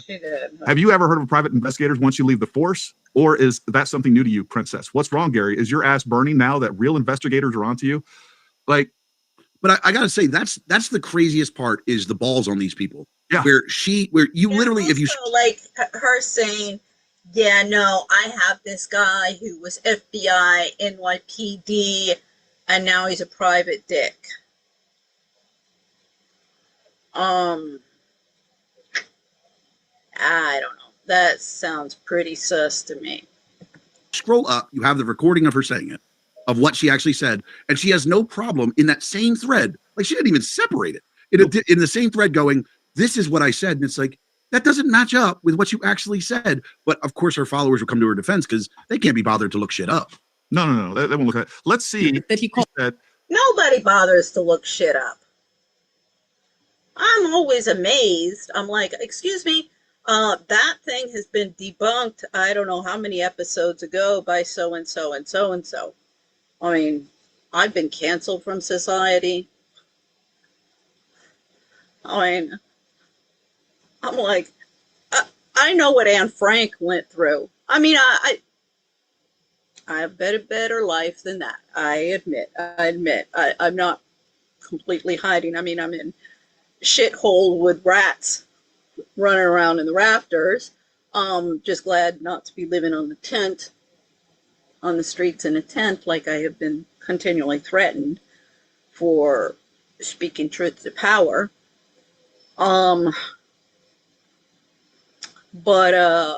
Yeah, so I'm like, okay, you guys, all I care about are my sons and their future. You want to cancel me? Go ahead with your gala, all of your little parties. I don't care. I really don't care about being on any of your invite lists. Don't care if none of you ever speak to me. I'm just going to keep on and keep on and keep on. I'm watching. Nobody else is watching. They're all too busy shopping or going to some party. But guess what? There is somebody watching. And I don't care if he was FBI, because first she tried to lie and just say he was FBI, because this is all intimidation, folks. And that's what this chick does. That's why she's such a loudmouth on X. She's used to people being intimidated by this nonsense. Mm-hmm. Like, chick, I've been to combat 4 times. Like, your mean words and your empty threats mean nothing to me. Chick, I've been to combat. How many times did he say? Like, what, your guns? You think you're so tough because you know how to shoot a gun. Yeah, well, buddy, don't try coming to a tea party filled with socialites and think you're going to get a place at the table, because that ain't happening. Like, I can't even tell you how, like, a little of a reaction that you're going to get out of me. It's not going to stop anything that I'm doing. Anyways, let's hear what she has to say, because, again, she's already trying to completely revise history. Well, this Russian agent here that he calls it's not Russian on agent. stage. Oh, hold on. Thanks. That would be helpful. That would be helpful. Good call, Jen. Good call. There we go. Let's redo this. Well, this Russian agent here that he calls Russian agent went ahead and did what needs to be done. Send information to a friend of mine at the FBI. Hold on, so let me get this right. So you contacted someone. You have explain. So you have an FBI connection to reach out about Gary? A friend of mine is worked for the FBI for the longest time, and he has access to all of the databases, everything. So I was like, you know what? This is how we're going to do this. Well, this Russian agent here. So if they would have let that lie, if they hadn't challenged her on it, it would have been, hey, I sent it to my friend at the FBI. She's just a liar. I mean, this is all this chick does is lie. And then when she's done lying, she lies some more. I mean, she's in perfect company with Candace Owens. I mean, they are besties. They both have Charlie coming to them in their dreams. So I mean, they got a lot in common with that. But that's the crazy part. Like you look at that picture. Yeah, it's the video. I have to say, the whole thing about her, Charlie coming to her in her dreams, Elizabeth Lane. Like, excuse me? This is like something that would come out of the mouth of Erica Kirk. Yeah, this girl, I don't know who she is, but doesn't sound kosher to me. Video, and then that comment. There's no. I contacted her. I'm willing to work with any journalist. I have no political affiliations. All I want is to expose all of the corruption in the courts that I've been examining for 20 years. No shame. And everybody who's covering it up, which is basically everybody in the Epstein files. So, you would think I would have all of these journalists who have been screaming and yelling for the Epstein files, but no. Where she literally has the video right there and then just lies about what she said. And I guarantee you, if you open that thread, there's probably hundreds of people saying, oh, she didn't say she sent it to somebody who used to work at the FBI who has access to database. Like they'll just ignore the actual truth. And that's what gets really annoying with dealing with these people is they're just not in the realm of, like, we're not living in the same reality. No, you know what a lot of them were saying was like, Gary, you're cooked now. He hits it on the nail. These guys are not living in the same reality. And this is why, you see on the TPUSA, Erica Kirk, Gary Melton divide, they keep on digging into the same talking points, and then anybody who debunks or attacks that reality with, well, wait a second, this isn't making any sense. This contradicts what you said here. We have some evidence that clearly shows that what you're saying here is not true. Can you explain? They double down in the talking points and then attacking again anybody who criticizes them. Now, I mean, you go through, and it's, I would say, particularly Candace, Baron Coleman, are the ones who are coming up with because Baron Coleman's been looking at a lot of this stuff from a legal perspective. He saw the stuff about the planes. So, but, I would say Baron Coleman even goes more on personal attack against Erica Kirk than Candace ever has. And Candace, for a long time, at the beginning, she got criticized. They keep on saying Candace, she was attacking Erica Kirk for day one. No. In fact, Candace got criticized a lot. A lot. Didi Got a Podcast is one of them. Didi Got a Podcast is another who's been, let's systematically look what's going on here, because like Lisa Knows, I love the debate with Lisa Knows. The Didi Got a Podcast. Oh, buddy, you blew her away. High five it on that. Oh, God, I loved it. You really blew her away.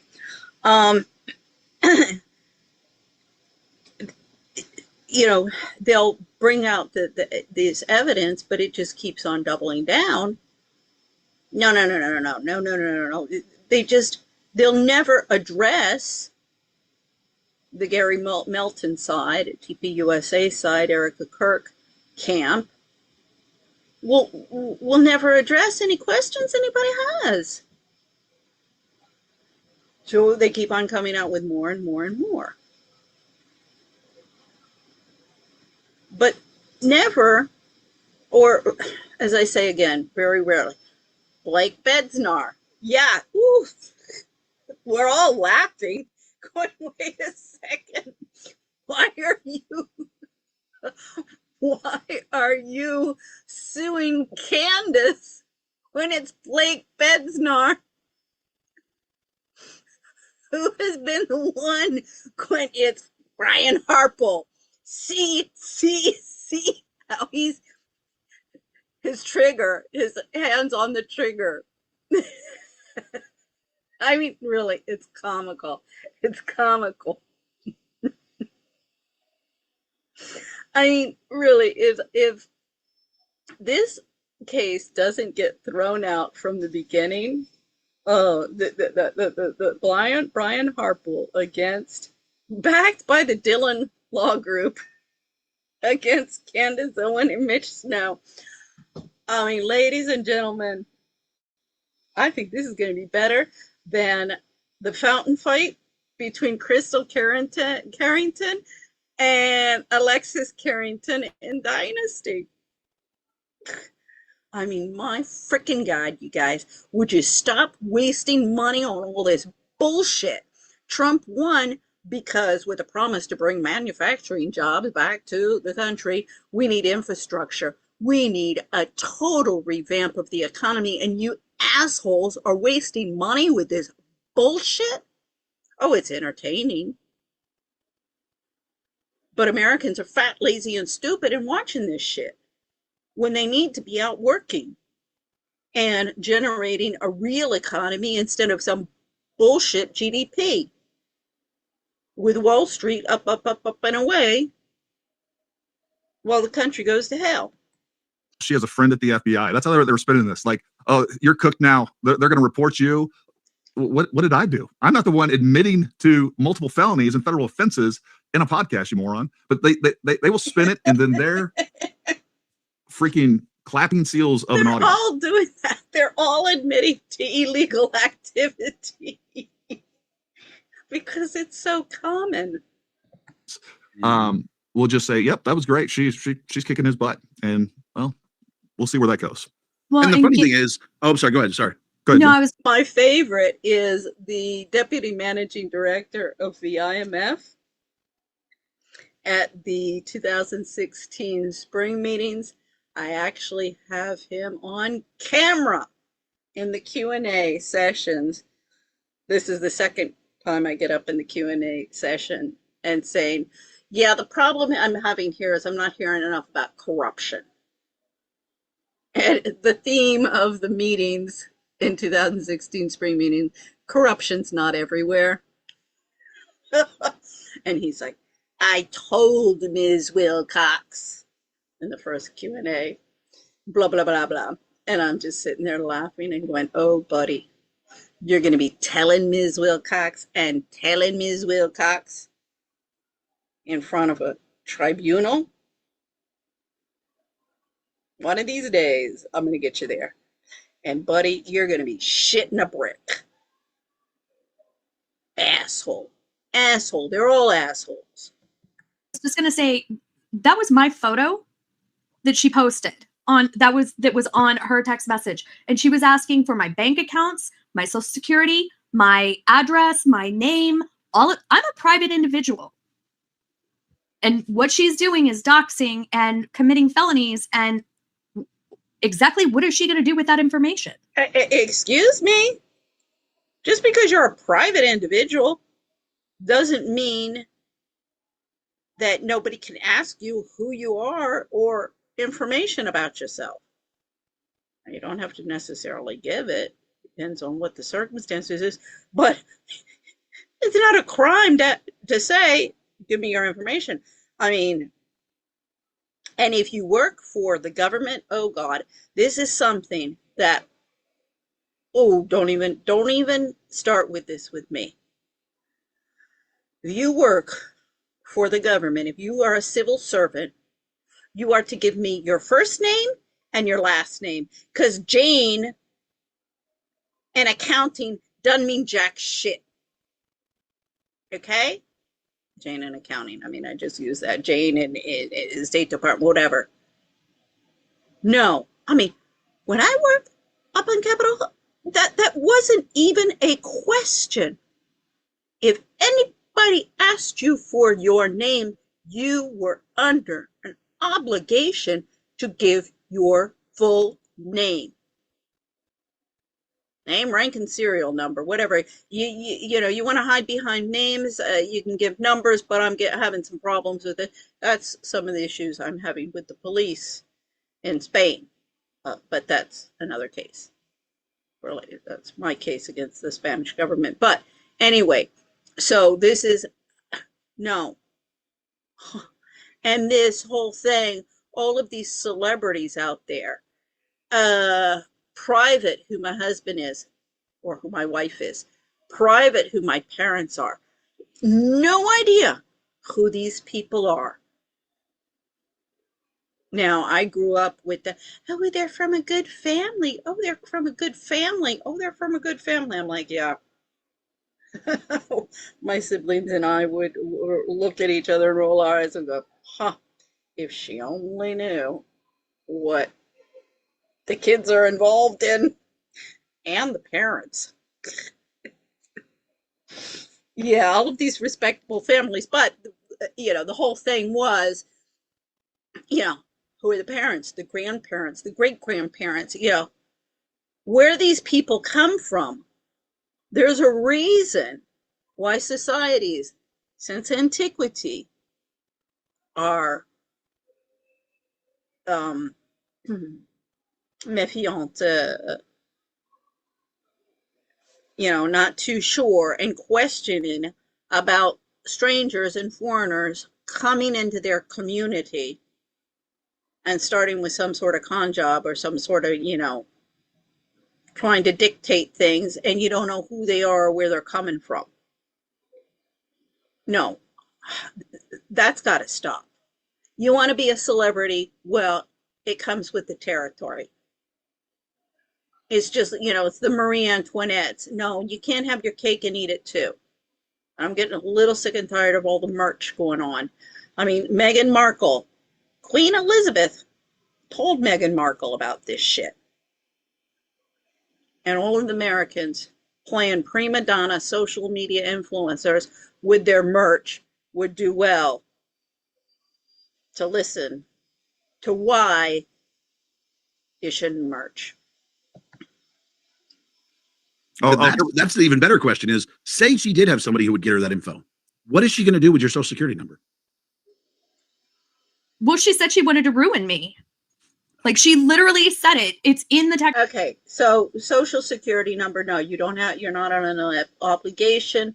I mean, if you're working for somebody, of course, because it's got to be declared.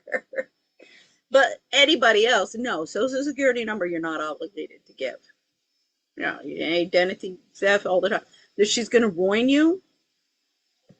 I don't know. Text message, we are going to ruin this woman. And then she said that she's going to do an entire... Baron Coleman threatened to ruin Patriotic Housewife because she stole some content. But then I'm like, Patriotic Housewife, she said, we're looking for criminal cases. I'm like, oh, take your pick. I got a whole slew for you. Then she didn't want to get involved in any unpleasantness.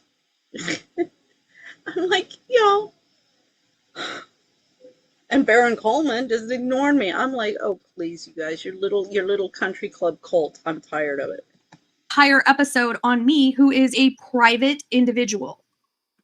I am going to send you a great bottle of bourbon. If you're a private individual, I don't know who is this, Lisa or whoever, then stop getting on the internet and trying to be a celebrity. If you don't want any questions asked about you, well, you want to be you want to have your cake and eat it too. It's not possible, little lady. And to celebrate her deportation. Love you, Joe. His name. Let me throw this up here too, because let me just show you what we have going on here. So Big War just posted that. Love Pig War. If you guys aren't following Pig War, go follow her. Gary, she doesn't know how to spell my name, so like it's either 1 R or 2 R. So we're just gonna go with both of them. I did not admit anything I said. My friend is former FBI and he works as private detective. Bitch, you jealous? He is also an NYPD detective. So stop lying to people. I told you, continue lying and we will go to court. Said specifically he used to work for the FBI.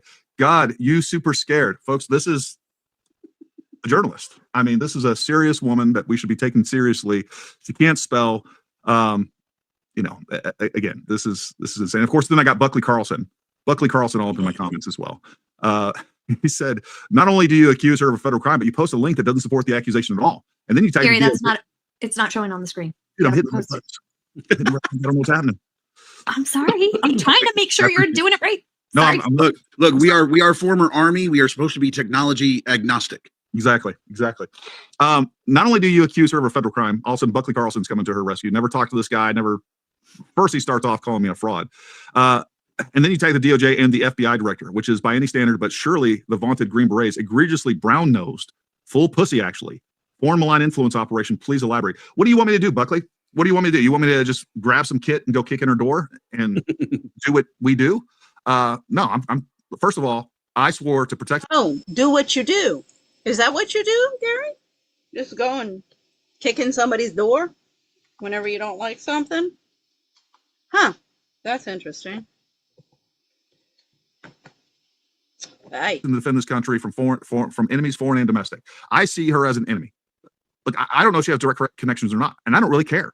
What I can tell you is that I know what she is. She is a pro-Putin, pro-Russia propagandist here to cause issues and to stir up trouble and to undermine my country. How does he know all of this stuff? I got some questions about Elizabeth Lane, but all of a sudden, I know this. My God, Gary, are you God? Like, what's going on there? And I'm not going to put up with it. I'm going to point it out. And she lies time and time again. I can go through this entire podcast and just pointing out her lies. And we've already hit some, but wait till you get her on an audio stream where she's actually on a podcast. She'll just continue to sit there and lie. And just like Joe pointed out, these people just buy it and they make excuses for them. And when you point out they're lying, somehow you're the bad guy. And that's the thing is, I didn't even know Buckley existed, first of all, until recently. Like I was in Israel and apparently that just stirred up some feelings in him. So he decided to start engaging with me. I legitimately thought it was just some bullshit account of somebody who loved Tucker Carlson. And I was just like, I don't know who this guy is. And one of the guys I was with in Israel was like, no, that's Tucker's brother. I was like, oh shit, an even less credible Carlson. This will be interesting. So I started engaging with him and I've never met that level of bitch in my life on X from a dude. Right. I was like, Buckley, don't be mad at me that Elizabeth Only Spies is publicly admitting to federal crimes and exposing your foreign malign influence operations. I know it's embarrassing, but more importantly, let me go back to my profile. I do love Elizabeth Only Spies. I like that. I like it too. It was a toss up between Elizabeth Kremlin Lane or Elizabeth Only Spies, and Jen did pull up Only Spies because I guess where were they saying that somewhere else, Jen? Anyways, she said she'd heard it. Yeah, there was another creator that called her. Oh no, it was in the Anti-Hero podcast. Mm-hmm. In their chat when she was on the Anti-Hero podcast, the guys in the chat were calling her Only Spies instead of OnlyFans.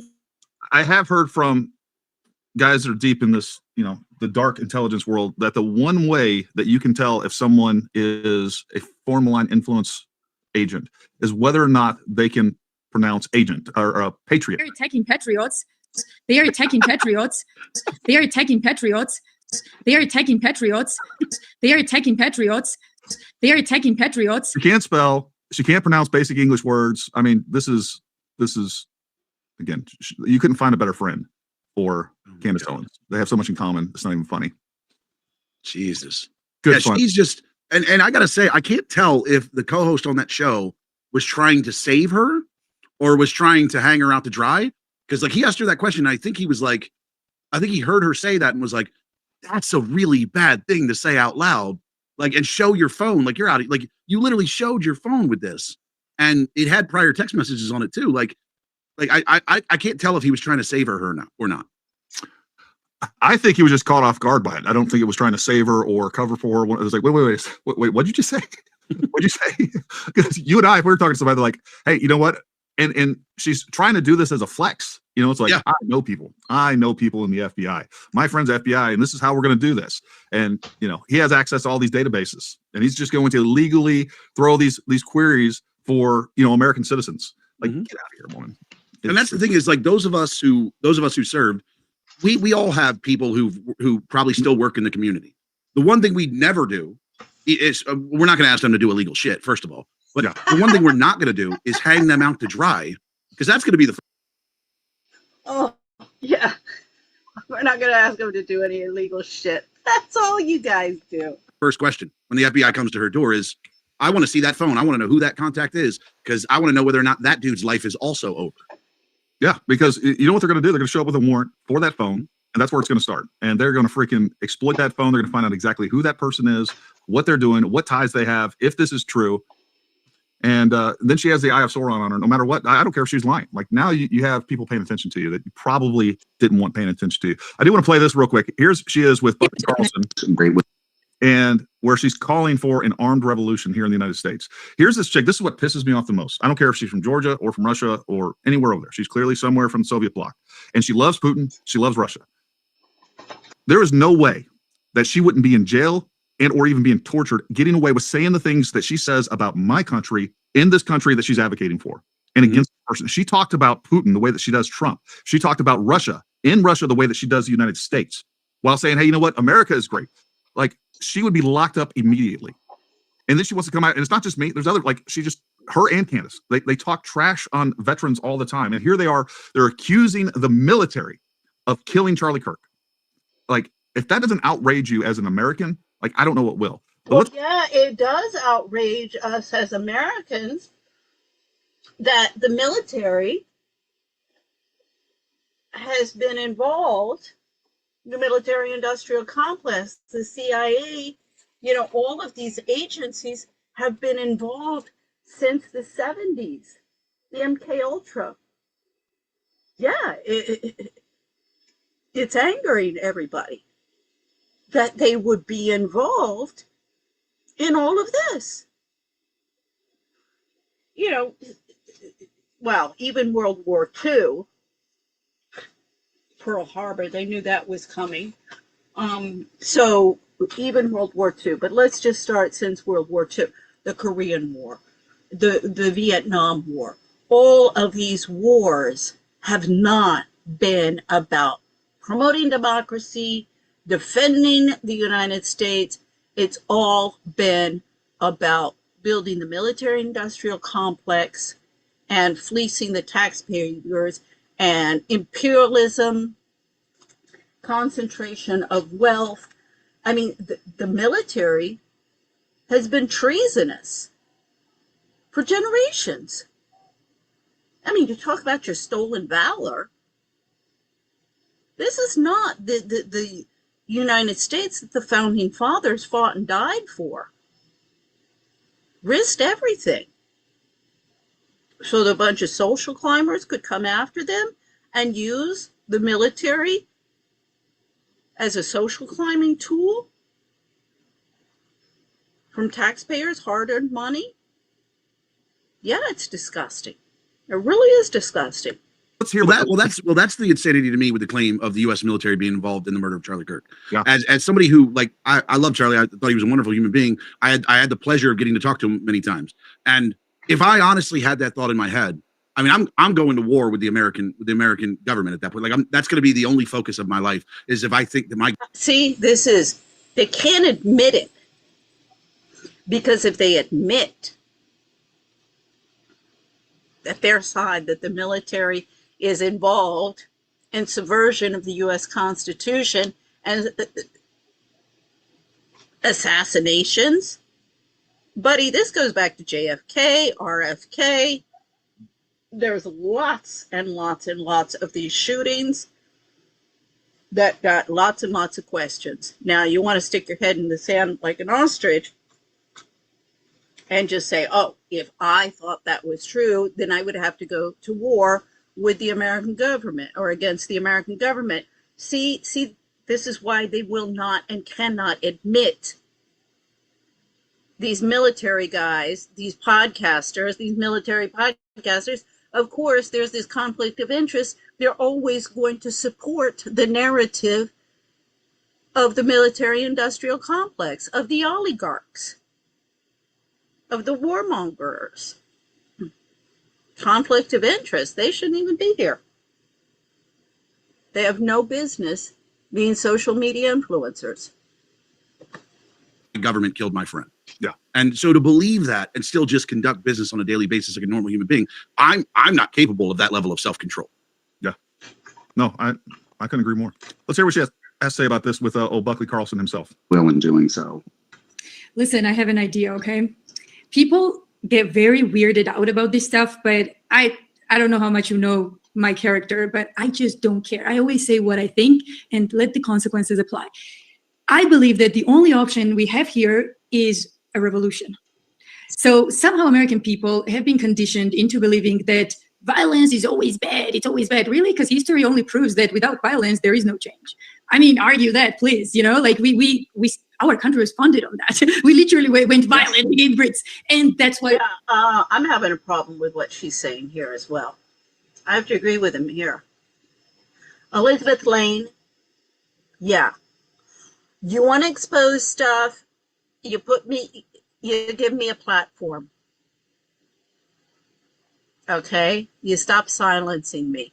I mean, I was disgusted with the whole Charlie Kirk assassination before, when the whole military stuff came out, and all of a sudden there's TPUSA pressuring Megyn Kelly, Tucker Carlson, everybody and anybody to, you got to silence Candace, you got to silence, you got to, this person, that person, I'm not platforming this person, I'm not, promoting this I mean, it was disgusting. It really exposed what a little,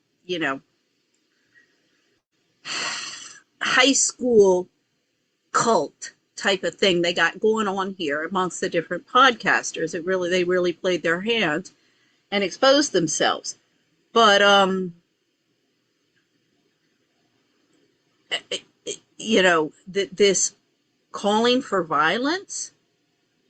Oh, little girl, you are stepping over a line here that you should be very, very, very careful. Very careful. I'm the first to defend freedom of speech. Now, if you, the fact that you would promote this violence, yet you never contacted me. I reached out to you a couple times. I don't have enough likes or subscribers on my YouTube channel to be important to you. See, I'm not playing any popularity games. That's where everybody's making a mistake. Why we had what we had for the longest time. So no, I don't believe that your vote, your peaceful protests or whatever is going to change anything. So there's a reason why you were given guns in Second Amendment. There's a reason why. Yeah, your peaceful protests are not going to amount to anything, because I've been going to those I haven't gone for several years now, because I just pissed me off. The last one that I went to was the Black Lives Matter during the shutdown, and it was when the Trump had that, the smoke bombs at Lafayette Park. Because they were dangerous protesters. I was like, bullshit. I had just been there and I had just left the demonstration 45 minutes before, and I know exactly how many minutes because I was just walking into the house where I was living in Mount Pleasant, and it takes me that long to walk up. So 45 minutes after I had left, because I had had it with all of these people who come to these, this is another tourist attraction for DC.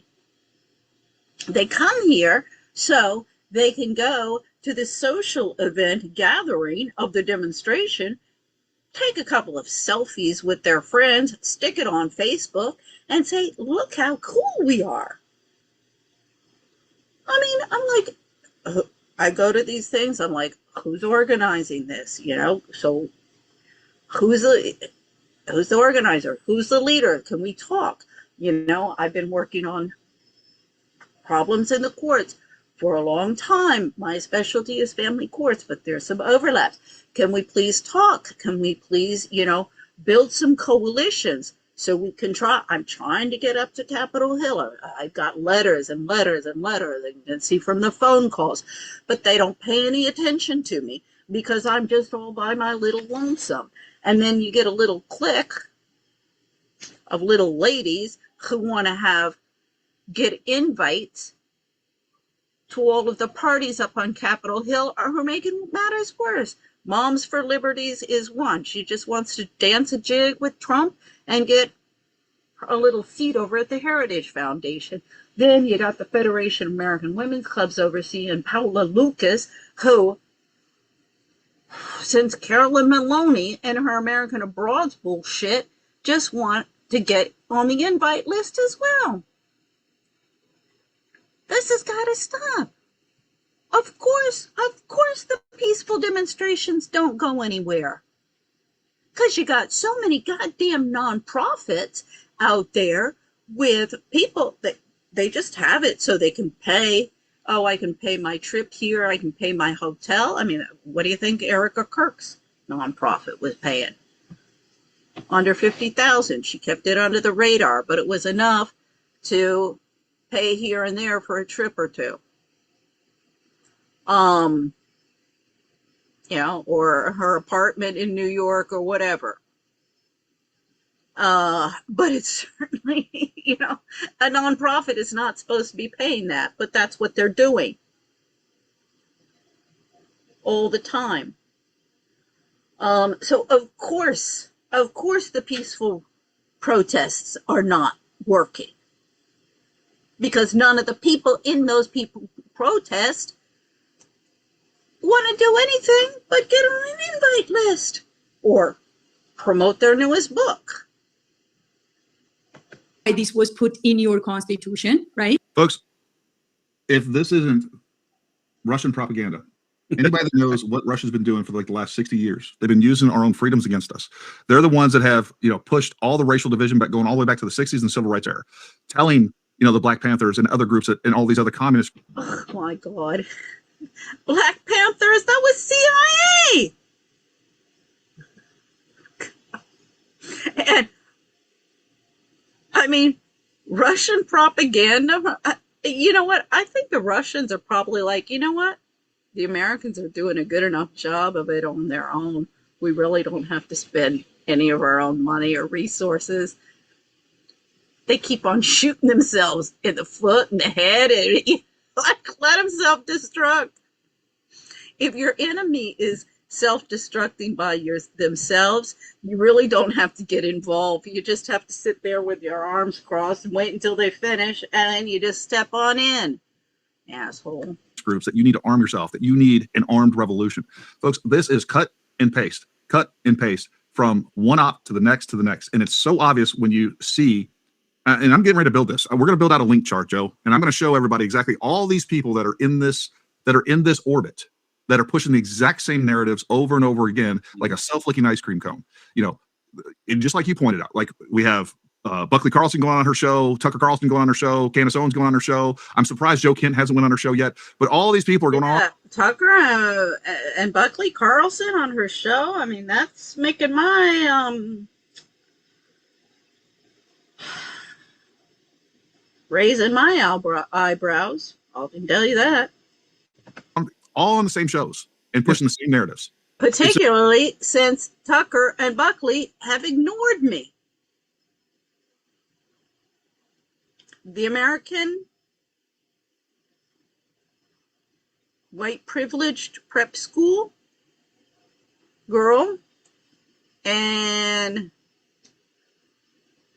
the Georgian whatever.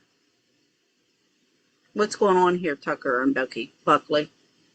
So it's a Russian narrative circle jerk is all it is. It's just them hanging out together, them having each other's back, and them promoting each other. And the ridiculous. And it's just like to hear her talk about armed revolution and also throw in a little refer to America as we.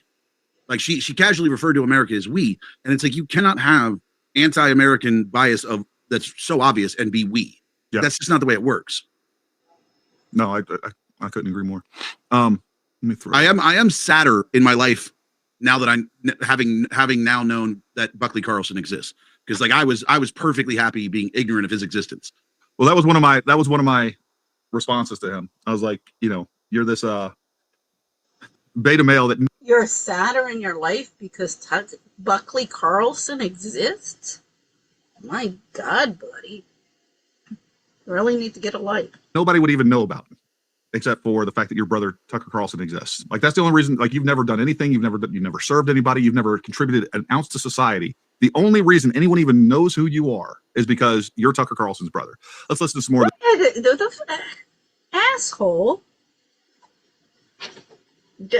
Does Gary Melton know anything about Buckley Carlson? I would say he's just as influential. He may not be as well known publicly as Tucker Carlson, but excuse me, just because you're not a celebrity doesn't mean that you aren't influential. I'm sick and tired of hearing that. Oh, you're not liked. You're not popular. You're not a celebrity. So you don't get a place at the table in the discussion. I don't like you assholes. I have more standing to be at the table of any kind of discussion than any of these people here.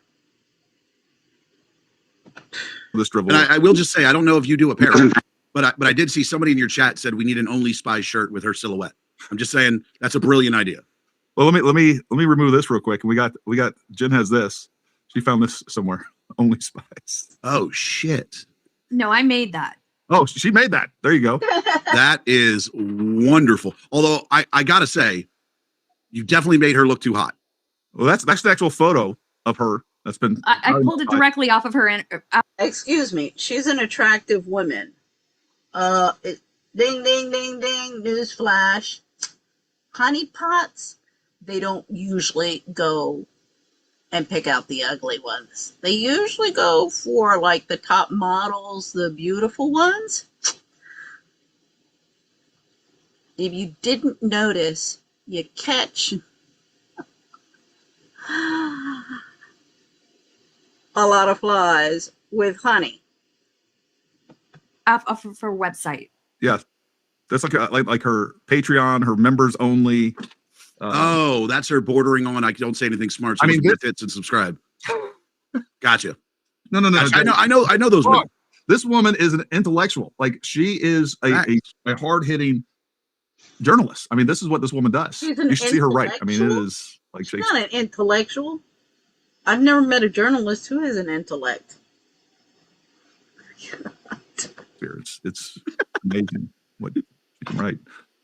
Gary, you should put up her DM to expose her writing genius. You know what? I will, and I wish I had been taking screenshots of all of her original replies that were just like every other word was pussy, cunt, f you. Like it was. I thought I was dealing with a deranged 14-year-old. I mean, that like that chick is psycho. It's like that 14, 15-year-old psycho girl that you broke up with. That's going to smash your freaking vehicle windows or whatever else. Like, but also, if he was familiar with the rhetoric of these, what are they? They're these social media influencers, ball busting. I mean, the chicks on the right, same can of worms. I mean, they may not use these swear words, but it is, she's just adding a more vulgar touch to it, but it's the same can of worms. It feels more like a Call of Duty lobby from the 90s. Yeah, like I was expecting to walk into my house and like a rabbit's boiling there's this kind of, like in front of me. That's what I swear, just like the men type of deal going on there. I was looking to see. For hunting. Right. It's definitely not for hunting. So, yeah, and it's certainly not for protecting your household at home when someone tries to get in. Like, police is specific force for that. No, it was given to you so that when your country is hijacked, you can take it back, period. And no one in the world, Buckley, has that luxury other than the United States. We are a unique country here. No one was blessed by this. And somehow they castrated Americans into believing that this is an absolute no. They absolutely meant. Yeah, you know who castrated the Americans? The ball-busting feminists like her. Traumatized them with January 6th. They told them, you dare protest violently, you're going to go to prison. And then you're going to sit there in a solitary confinement. And protest violently, you go into the people's house, you trespass even when it wasn't a trespass the day before. Right. And they hunt you down with FBI squads, and the banks are complicit. And for sure. Yes, no, people have been completely programmed and traumatized by these fabricated events into believing that my testosterone is dropping precipitously every time he utters a word. I'm pretty sure this dude is dating George. So are they pro January 6th? I think that would go against their narrative. There are so many narratives being pushed simultaneously as we're listening to this that it's hard to keep up with, Joe. I don't know what they're trying to say here, to be honest with you. The only thing I know is that we have... Yeah, because they haven't been doing the job of the social media influencer and socialite. See, if they want to get into the arena, that you've got the pie, the commercial arena, the political arena, and the social arena, our institutions. Now, ball-busting feminists, they've wanted to have it all in the commercial and the political arena. Now, the social arena was always the dominion of the women. So, you little soldiers who want to come to the Tea Party with the socialites, yeah, you better learn the rules of the game. So, one of the things is money. It's not money that brings you your power. And remember, it's the queens. In the game of chess, it's the queen that has to be protected at all costs. There's a reason for that. So the objective here, number one rule, information. Information is power. So you want to make sure, like all of these cackling hens, blah, blah, blah, blah, blah, blah, blah. Their biggest downfall is that they don't listen. The one that you really got to be concerned about is the one sitting in the corner, like the cave dweller who's sitting in the corner, who is actually listening to everything that everybody's saying. Wallflower. She's not going to be the most popular one. No, she's not winning any popularity contest. Your wallflower who's sitting there taking note. So, information. Know what everybody has said. This is why it's important not to miss an episode. Keep up on what this one come out with. What's the latest of the debunking of this, or what's the latest theory? Who said what? Has this theory been debunked? Or is it still in play? All sorts of variables in this situation that these guys are so out to lunch and so concerned and so, running behind the money train that they're crap shooting. They're crap shooting at a high stakes poker game. Someone that's associated with a Soviet bloc over there that's like, hey, you know what? The one thing that Americans have that no other country has is the Second Amendment. You know what that's for? That's for overthrowing your country violently. I mean, my God, if that's not a color revolution, if that is not accelerationism right in front of your face, then I don't know what is. Like, I don't care if she is an American citizen. This chick should be absolutely arrested for inciting violence. That's what she's trying to do here, period. Yep. And I gotta say, this is the same. But you for saying she should be arrested for inciting violence. Yeah, Gary. Yeah, she's on thin ice. I agree. But you're getting on thin ice with her. on freedom of speech issues. See, this is stupidity 101 in the socialite. Somebody gets on thin ice, you don't get on thin ice with them. Oh, you sit there and you watch it and you throw a rock on their thin ice and hope it breaks. That's how you deal with it, asshole. Same group of people that pal around with people like John Kirkakow, or Kirakaw, however you say his name, but like who legitimately works for Russian state media. Yeah. Like, it's like they don't even hide their connections. What? Nope. They flaunt it right in front of you. And that's why. Again, I hope this, not sure, Kirikou guy, I hope he just heard that. Defamation. Oh no, that guy, he's not a Russian agent. Not at all. Well, I'm saying, Gary, don't forget that Elizabeth Lane is the one that Candace wrote, or Candace read the post that Elizabeth Lane wrote about how Erica Kirk was a psychopath. Yeah. Sorry, I'm still not feeling well. That is one of that does come under freedom of speech. I mean, oh, Lord, there's so many psychopaths out there. I mean, you're going to have to take them into court. I mean, if somebody wants to go there, go ahead. Let's go into court and I'll prove that you're a psychopath. I got no problem. If I call somebody a psychopath, it's because they're a psychopath. But yeah, calling a kettle black doesn't come under defamation. One of the most disgusting things I've seen about this entire situation is, like, even with all the craziness of attacking the U.S. government and things like that, what they've perpetrated upon Erica, it's disgusting to me. Yeah, like it's. Oh like, my God, buddy,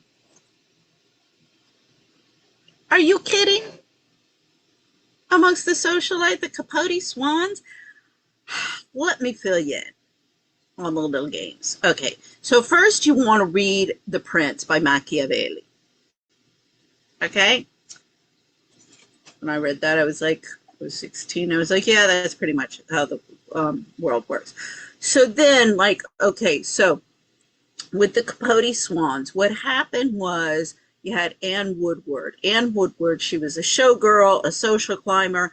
I mean, her mother-in-law did not want her marrying this meal ticket husband, son of hers. So anyway, she was against it. But then when Anne Woodward's husband was going to leave her, she shot him.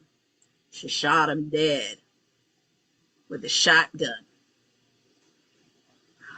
The mother-in-law helped cover it up. In order to avoid any unpleasantness. This was with the assistance of the Long Island police. I mean, because this was pretty evident that, she was involved. So, and this was supposedly, the poor, grandchildren, the poor two sons. Well, the two sons eventually committed suicide. So, that's how it goes. So she shoots because Anne Woodward's husband was going to leave her. Now, with Catherine Graham of the Washington Post, when her husband was going to leave her, she got him to commit suicide. As Bill Maher says, men will kill you, but women try and get you to kill yourself.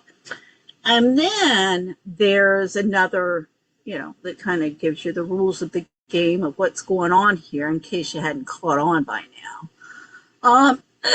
We've got the case of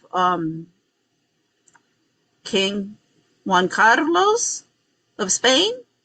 Now, when he was 18, he shot and killed his younger brother, 14 years old. Now, apparently this was some jealousies or something about his younger brother winning I forget if it was a tennis match or a junior golf match or something like that. Shot him, killed him, covered up. The father came in and said, "Tell me that you didn't do this on purpose," to Juan Carlos. Juan Carlos was shipped off because that was, I think they were in Portugal. Well, he was shipped off to a military school real quick. And the women in the family, oh my Lord, you ever hear about a magic bullet? Oh my God, this makes Charlie Kirk stuff look like child's play. That magic bullet went all over the place. And it was the women in the royal family who were like, hush, hush, hush, hush. I mean, we saw a magic bullet with JFK. Another was like, excuse me? I mean, we've all pretty much accepted that that was just nothing but Kool-Aid from the American government. So, see, you really, you got to get over your Ozzie and Harriet and father knows best and, you know, Gracie. Oh, I love the I'd have to, I should do something with that. George Burns, Gracie and Alan. Yeah, that's pretty much Hollywood that you're trying to sell everybody. So, wake up and smell the coffee, buddies. Like that is the one thing that I legitimately can't stomach is the way they go after Erica. And it's like, and here's the thing, they all claim to be Christians and Catholics, and it's like, guys, if you read the Bible, it especially mentions widows, that you don't go after them, and they're doing it anyway. It's like, and does the Bible mention widows? I really don't know. But what does it say about widows who are suspected of, well, we're not positive to what extent she might have had knowledge of any kind of assassination plan. That still hasn't been proven under, you know, there's still the presumption of innocence for her, and there is still a reasonable doubt that she would have been involved. Therefore, even though she doesn't want to afford those standards and nobody else wants to afford those standards for Tyler Robinson, she still should have those standards. So there is a reasonable doubt that she knew about anything, but not a reasonable doubt that, like, lady, you married him for the celebrity, the money. You know, you're a honeypot. You married him for his money. And even if you didn't, and you're not a good actress in playing the grieving widow. So the whole thing about, you know, the whole grieving widow, yeah. What does the Bible say about opportunists who, you know, he was the father of her children. So she should have a little bit more respect for him than she's shown.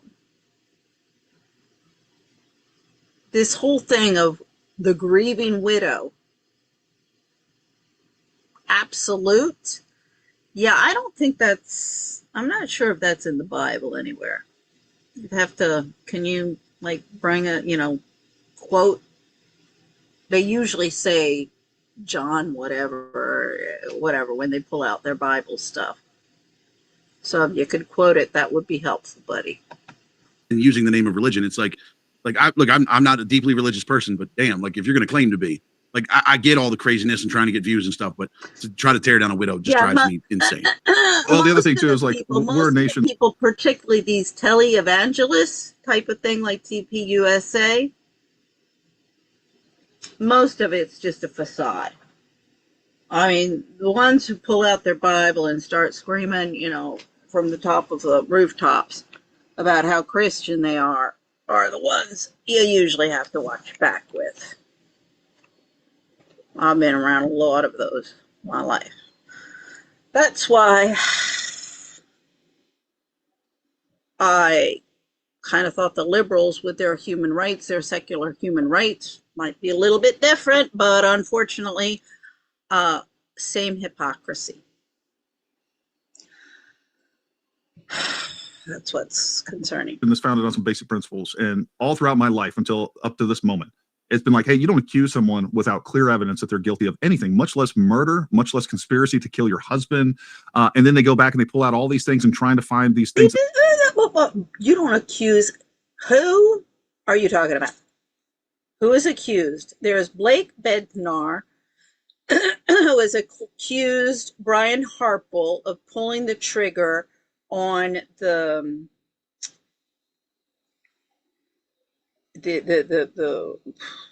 what is it? The electrical shock. That would have been the trigger for the electrical shock.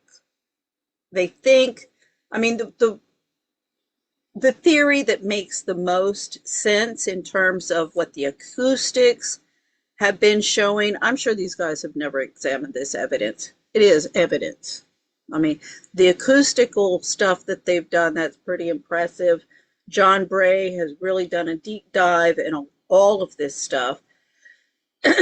So what the most probable theory that's come up to date is that there would have been this, electrical charge of this explosive, this modern explosive. That's why it's not leaving the signs that a normal explosive would leave. And it's probably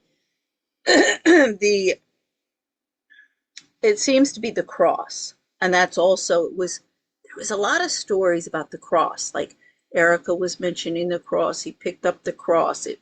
I was like, well, what's the thing about the cross? And then she's got their cross. They're looking for the cross in the car. It's given to the Turk guy. There are just so many stories about the Charlie's cross. There's some significance there. And it would make sense. There's, the silver. They said that would be a good conductor. So all of that makes sense. So that's the most likely how shall I say, weapon thing that killed Charlie Kirk. Not the bullet from the gun. That has pretty much been disproven by everybody except the courts, and a few who won't look at reality. Yeah, so as I say, in terms of anybody accusing anybody of killing anybody, the authorities, Tyler Robinson, we pretty much demonstrated that that's not possible. Blake Bednar, because I haven't seen anybody else, go to who would have pulled the trigger? Because even John Bray, he's like, okay, this is what, from process of elimination, what I can come up with. There were some photos. They don't think the St. Michael pendant was there, and it would have just been the cross. And Charlie Kirk didn't have the cross on him. That was the thing. He went and he got the cross before leaving the house that was like with his wedding band. So Erica Kirk or somebody, she would have had access, of course, most likely at the house, could have switched the cross. So as I say, I'm going into exactly the only accusation of any that has been made by anybody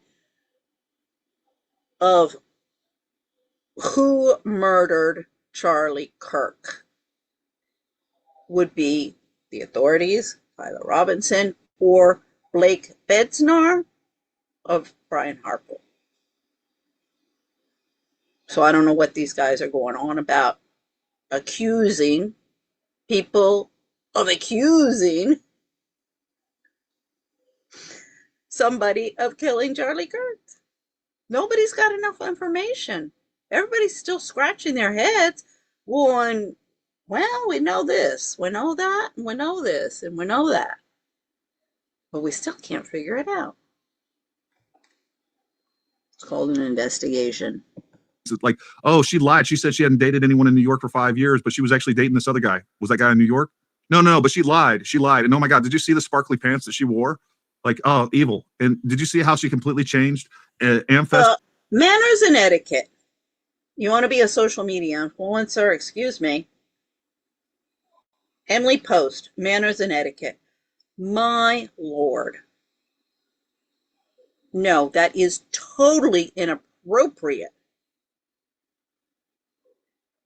The whole memorial service. I mean, Megyn Kelly coming back and saying, oh, it was so beautiful. I'm like, yeah, Megyn Kelly. Crass. Should have been embarrassed. It turned into this merch. Like, they were even talking about that. I forgot some video. They were replaying that. You know, it was like some, I think it was Patriotic Housewife. And it was like some NFL merch. I mean, the man was dead. This is supposed to be a memorial service for this man? Are you kidding me? It's no big deal what she wore. I mean, a little bit of decorum. I mean, I was horrified. I remember when my ex-husband, it was his grandfather who died. Oh, the man was, there was a woman who knew the family, forever. They'd grown up together. And she was sitting there and going, my God, I can't believe the grandmother. The man was a mean old coot. It was violent with the grandmother. And she's sitting there. I mean, you talk about a grieving widow. Oh my God, Erica Kirk could learn some lessons from this woman. She reminded me of, you'll find often like in the Middle East, and even higher. Is it part of the tradition? They'll like hire people to come and cry at the graves and and they get these women who are like experts. That's what she was like. And she was like, my God, the man was an old coot. Everybody hated him. And here they are. Oh my God. But what horrified me were the granddaughters. Bunch of torn jeans. I mean, you're going to your grandfather's funeral. You dress a little bit accordingly. I mean, my mother, growing up, I was like, my God, Mom. Manners, etiquette, what is appropriate to wear this, what is appropriate. Oh, my mother nearly died when my sister got married and people showed up in black dresses. This was in Holland. My mother was horrified. She said, I can't even show my daughter's wedding pictures to people in Louisiana with the people who have black dresses. She was horrified. I was like, what horrified me was the behavior of my mother at that wedding. Oh, behind closed doors, so it doesn't count. there is something to be said, gentlemen, you social media influencers. You want to set the standards and norms in American society. I'm sorry. I mean, my Lord, the fashion wear that some of these girls are wearing. I mean, I was working in one restaurant and I kept on telling, I'd be like, table 10. I'm sorry, that's a bra. That's not a top, that's a bra. I mean, it's gotten to be a running joke, but it's not funny. The country is overrun by whores and pimps.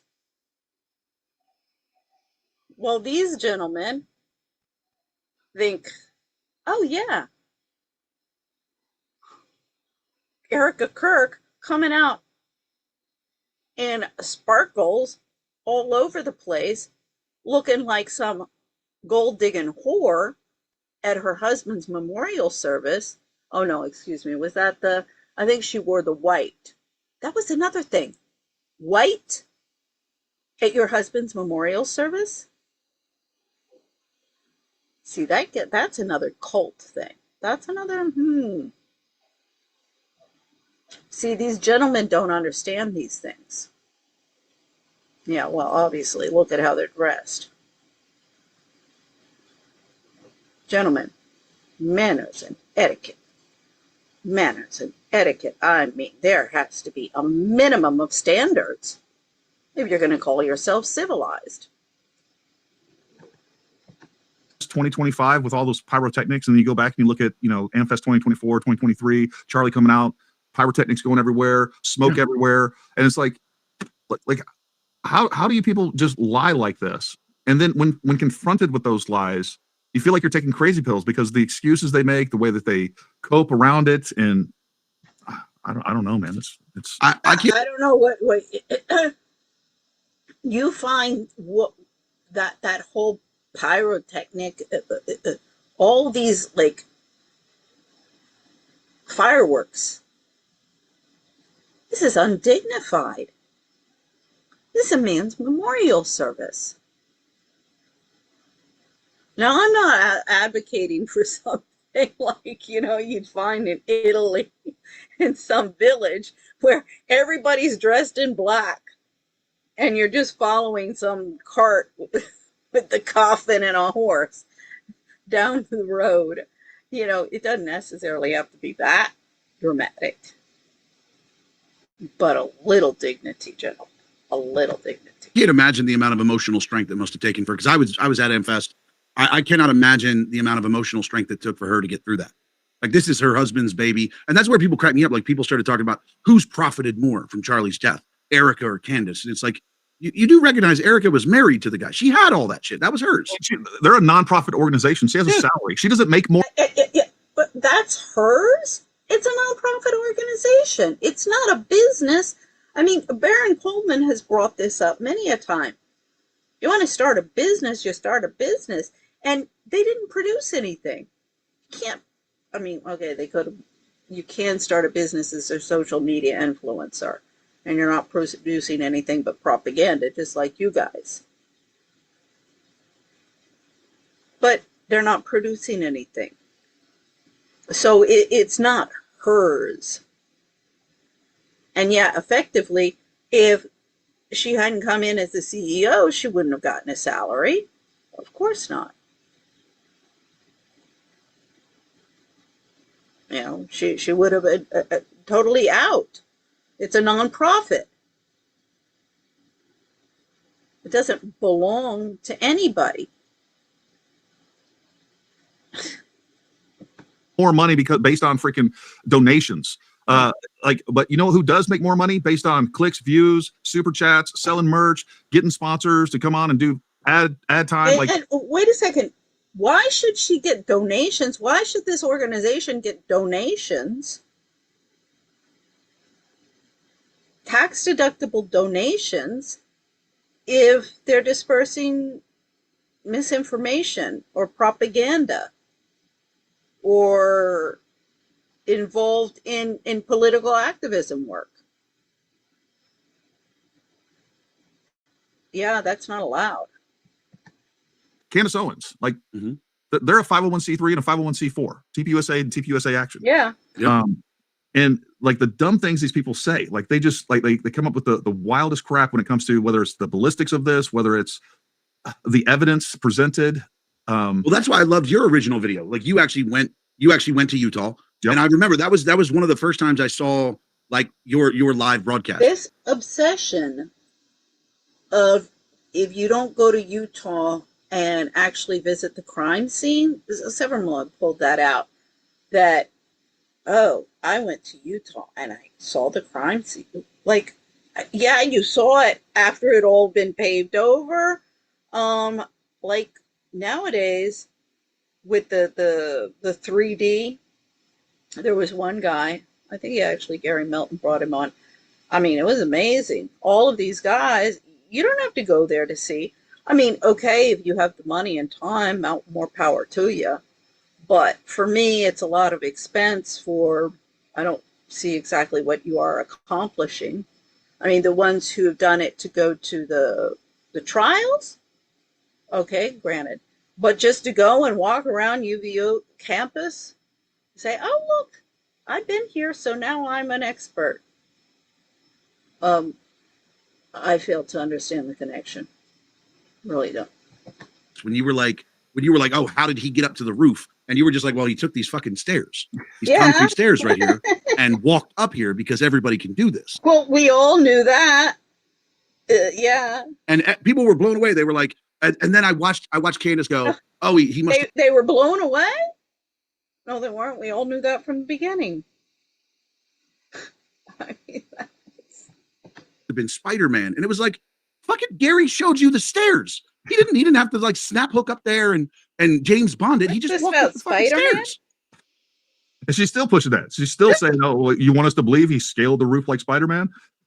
Look, I was even shocked by that. I was shocked. I don't even know. Nobody's really ever contested. That's been discussed a long time ago from the very beginning. Look here, he didn't have to, it was very, very easy for him to access where they say, apparently Tyler Robinson was, and where they say the shot came from. That still hasn't been confirmed. They can't determine exactly where the shot came from the acoustical stuff. That would be the forensic evidence. I know these guys have never heard of forensics evidence. So that's this whole thing. The only thing that's been, contested about how he got onto the roof, that's never been really a point of contention or him having to have anything that would be out of the ordinary. What is contested is the video of him jumping off the roof and what they're saying happened there. Those are the only things that they're contending. So I don't know where they're pulling out this Spider-Man shit. This is why I go over these things and this is not true. I do the same thing with Candace. I mean, that's been more on her book. What do you call it? It's getting late, sorry. Getting to 2:00 in the morning. So the book reviews that she's doing, that's been more on that because that got into the Founding Fathers. So I still have to do with the Founding Father one on this. There was Founding Father, and the Kerry Kennedy stuff I wanted to do as well. I can do that. Well, tomorrow.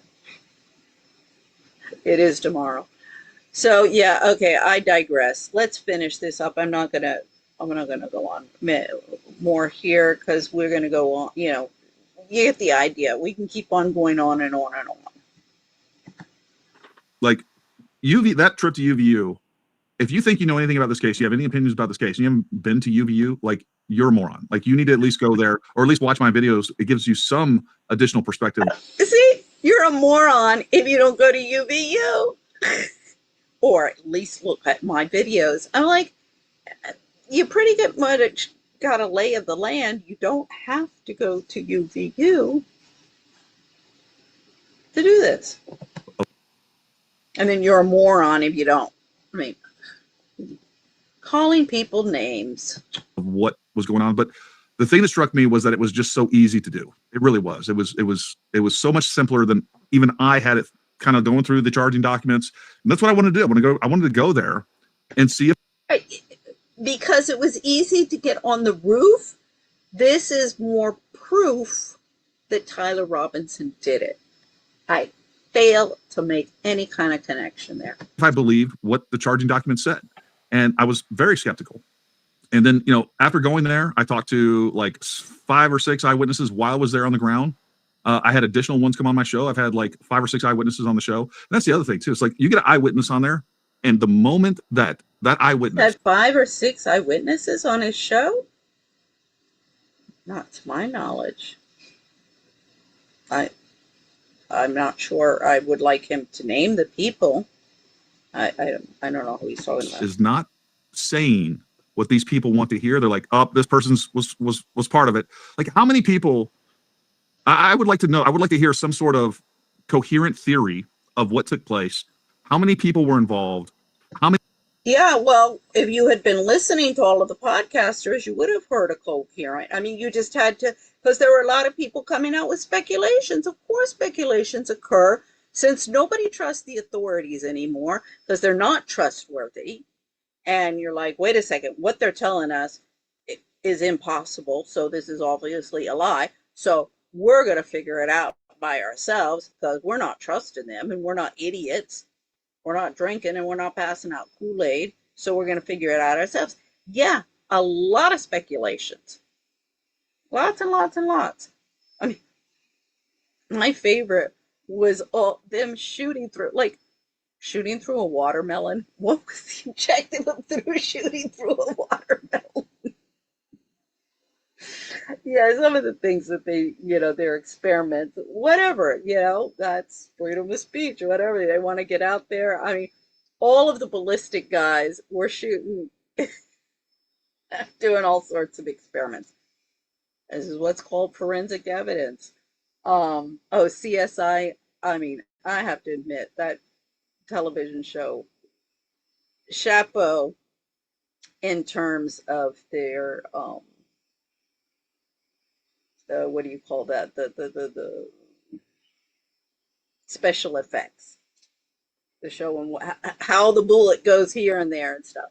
So but you had to follow. There was a lot of stuff to sift through if you want to follow the narrative and come to the conclusion. I mean, this is just like, if you want to get the plot and you want to find out what happened in the movie, you got to sit through it. Just watching the trailer, you can't opine. So yeah, a lot of speculation. So yeah, there is the certain narrative that seems, as I said, it's the cross. But you had to be paying attention when they were playing the movie. And obviously they didn't. And I mean, how many agencies had to be involved? And I would like to just come up with a number because it's well over 400 or 500 at this point. Oh, it has to be.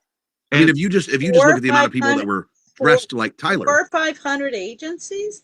See, the thing is Gary doesn't understand how the judicial system is working and how corrupt it is, and how, you just have to tell people in that system, this is the narrative. Okay, no questions asked. Got it? Yes, sir. Yes, sir. They're used to it. It's happening all the time. Nothing to see here, nothing to see here. That's why it's important that the widow, if she really cared about finding out who killed her husband, she'd be screaming bloody murder.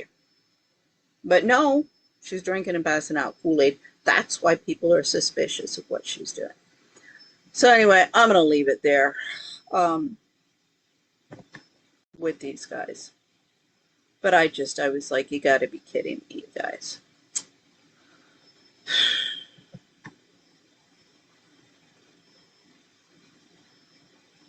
hopefully we'll get a, grand jury trial or Nuremberg trials too. I don't care what y'all call it, but we need a serious investigation into everything. I mean, I've been amassing evidence for 20 years, meticulously amassing evidence and the names of everybody. This is the Epstein files, people.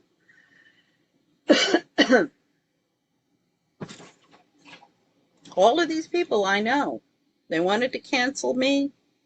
Okay, fine. Well, I'll cancel them. It is what it is. It's a dog-eat-dog world. I'm sorry I brought my sons into this world. I keep on hoping that they will forgive me and that they will realize everything that I have done, everything that I am doing is so that they will not end up in some Orwellian future that where the devil has taken over. So that's all for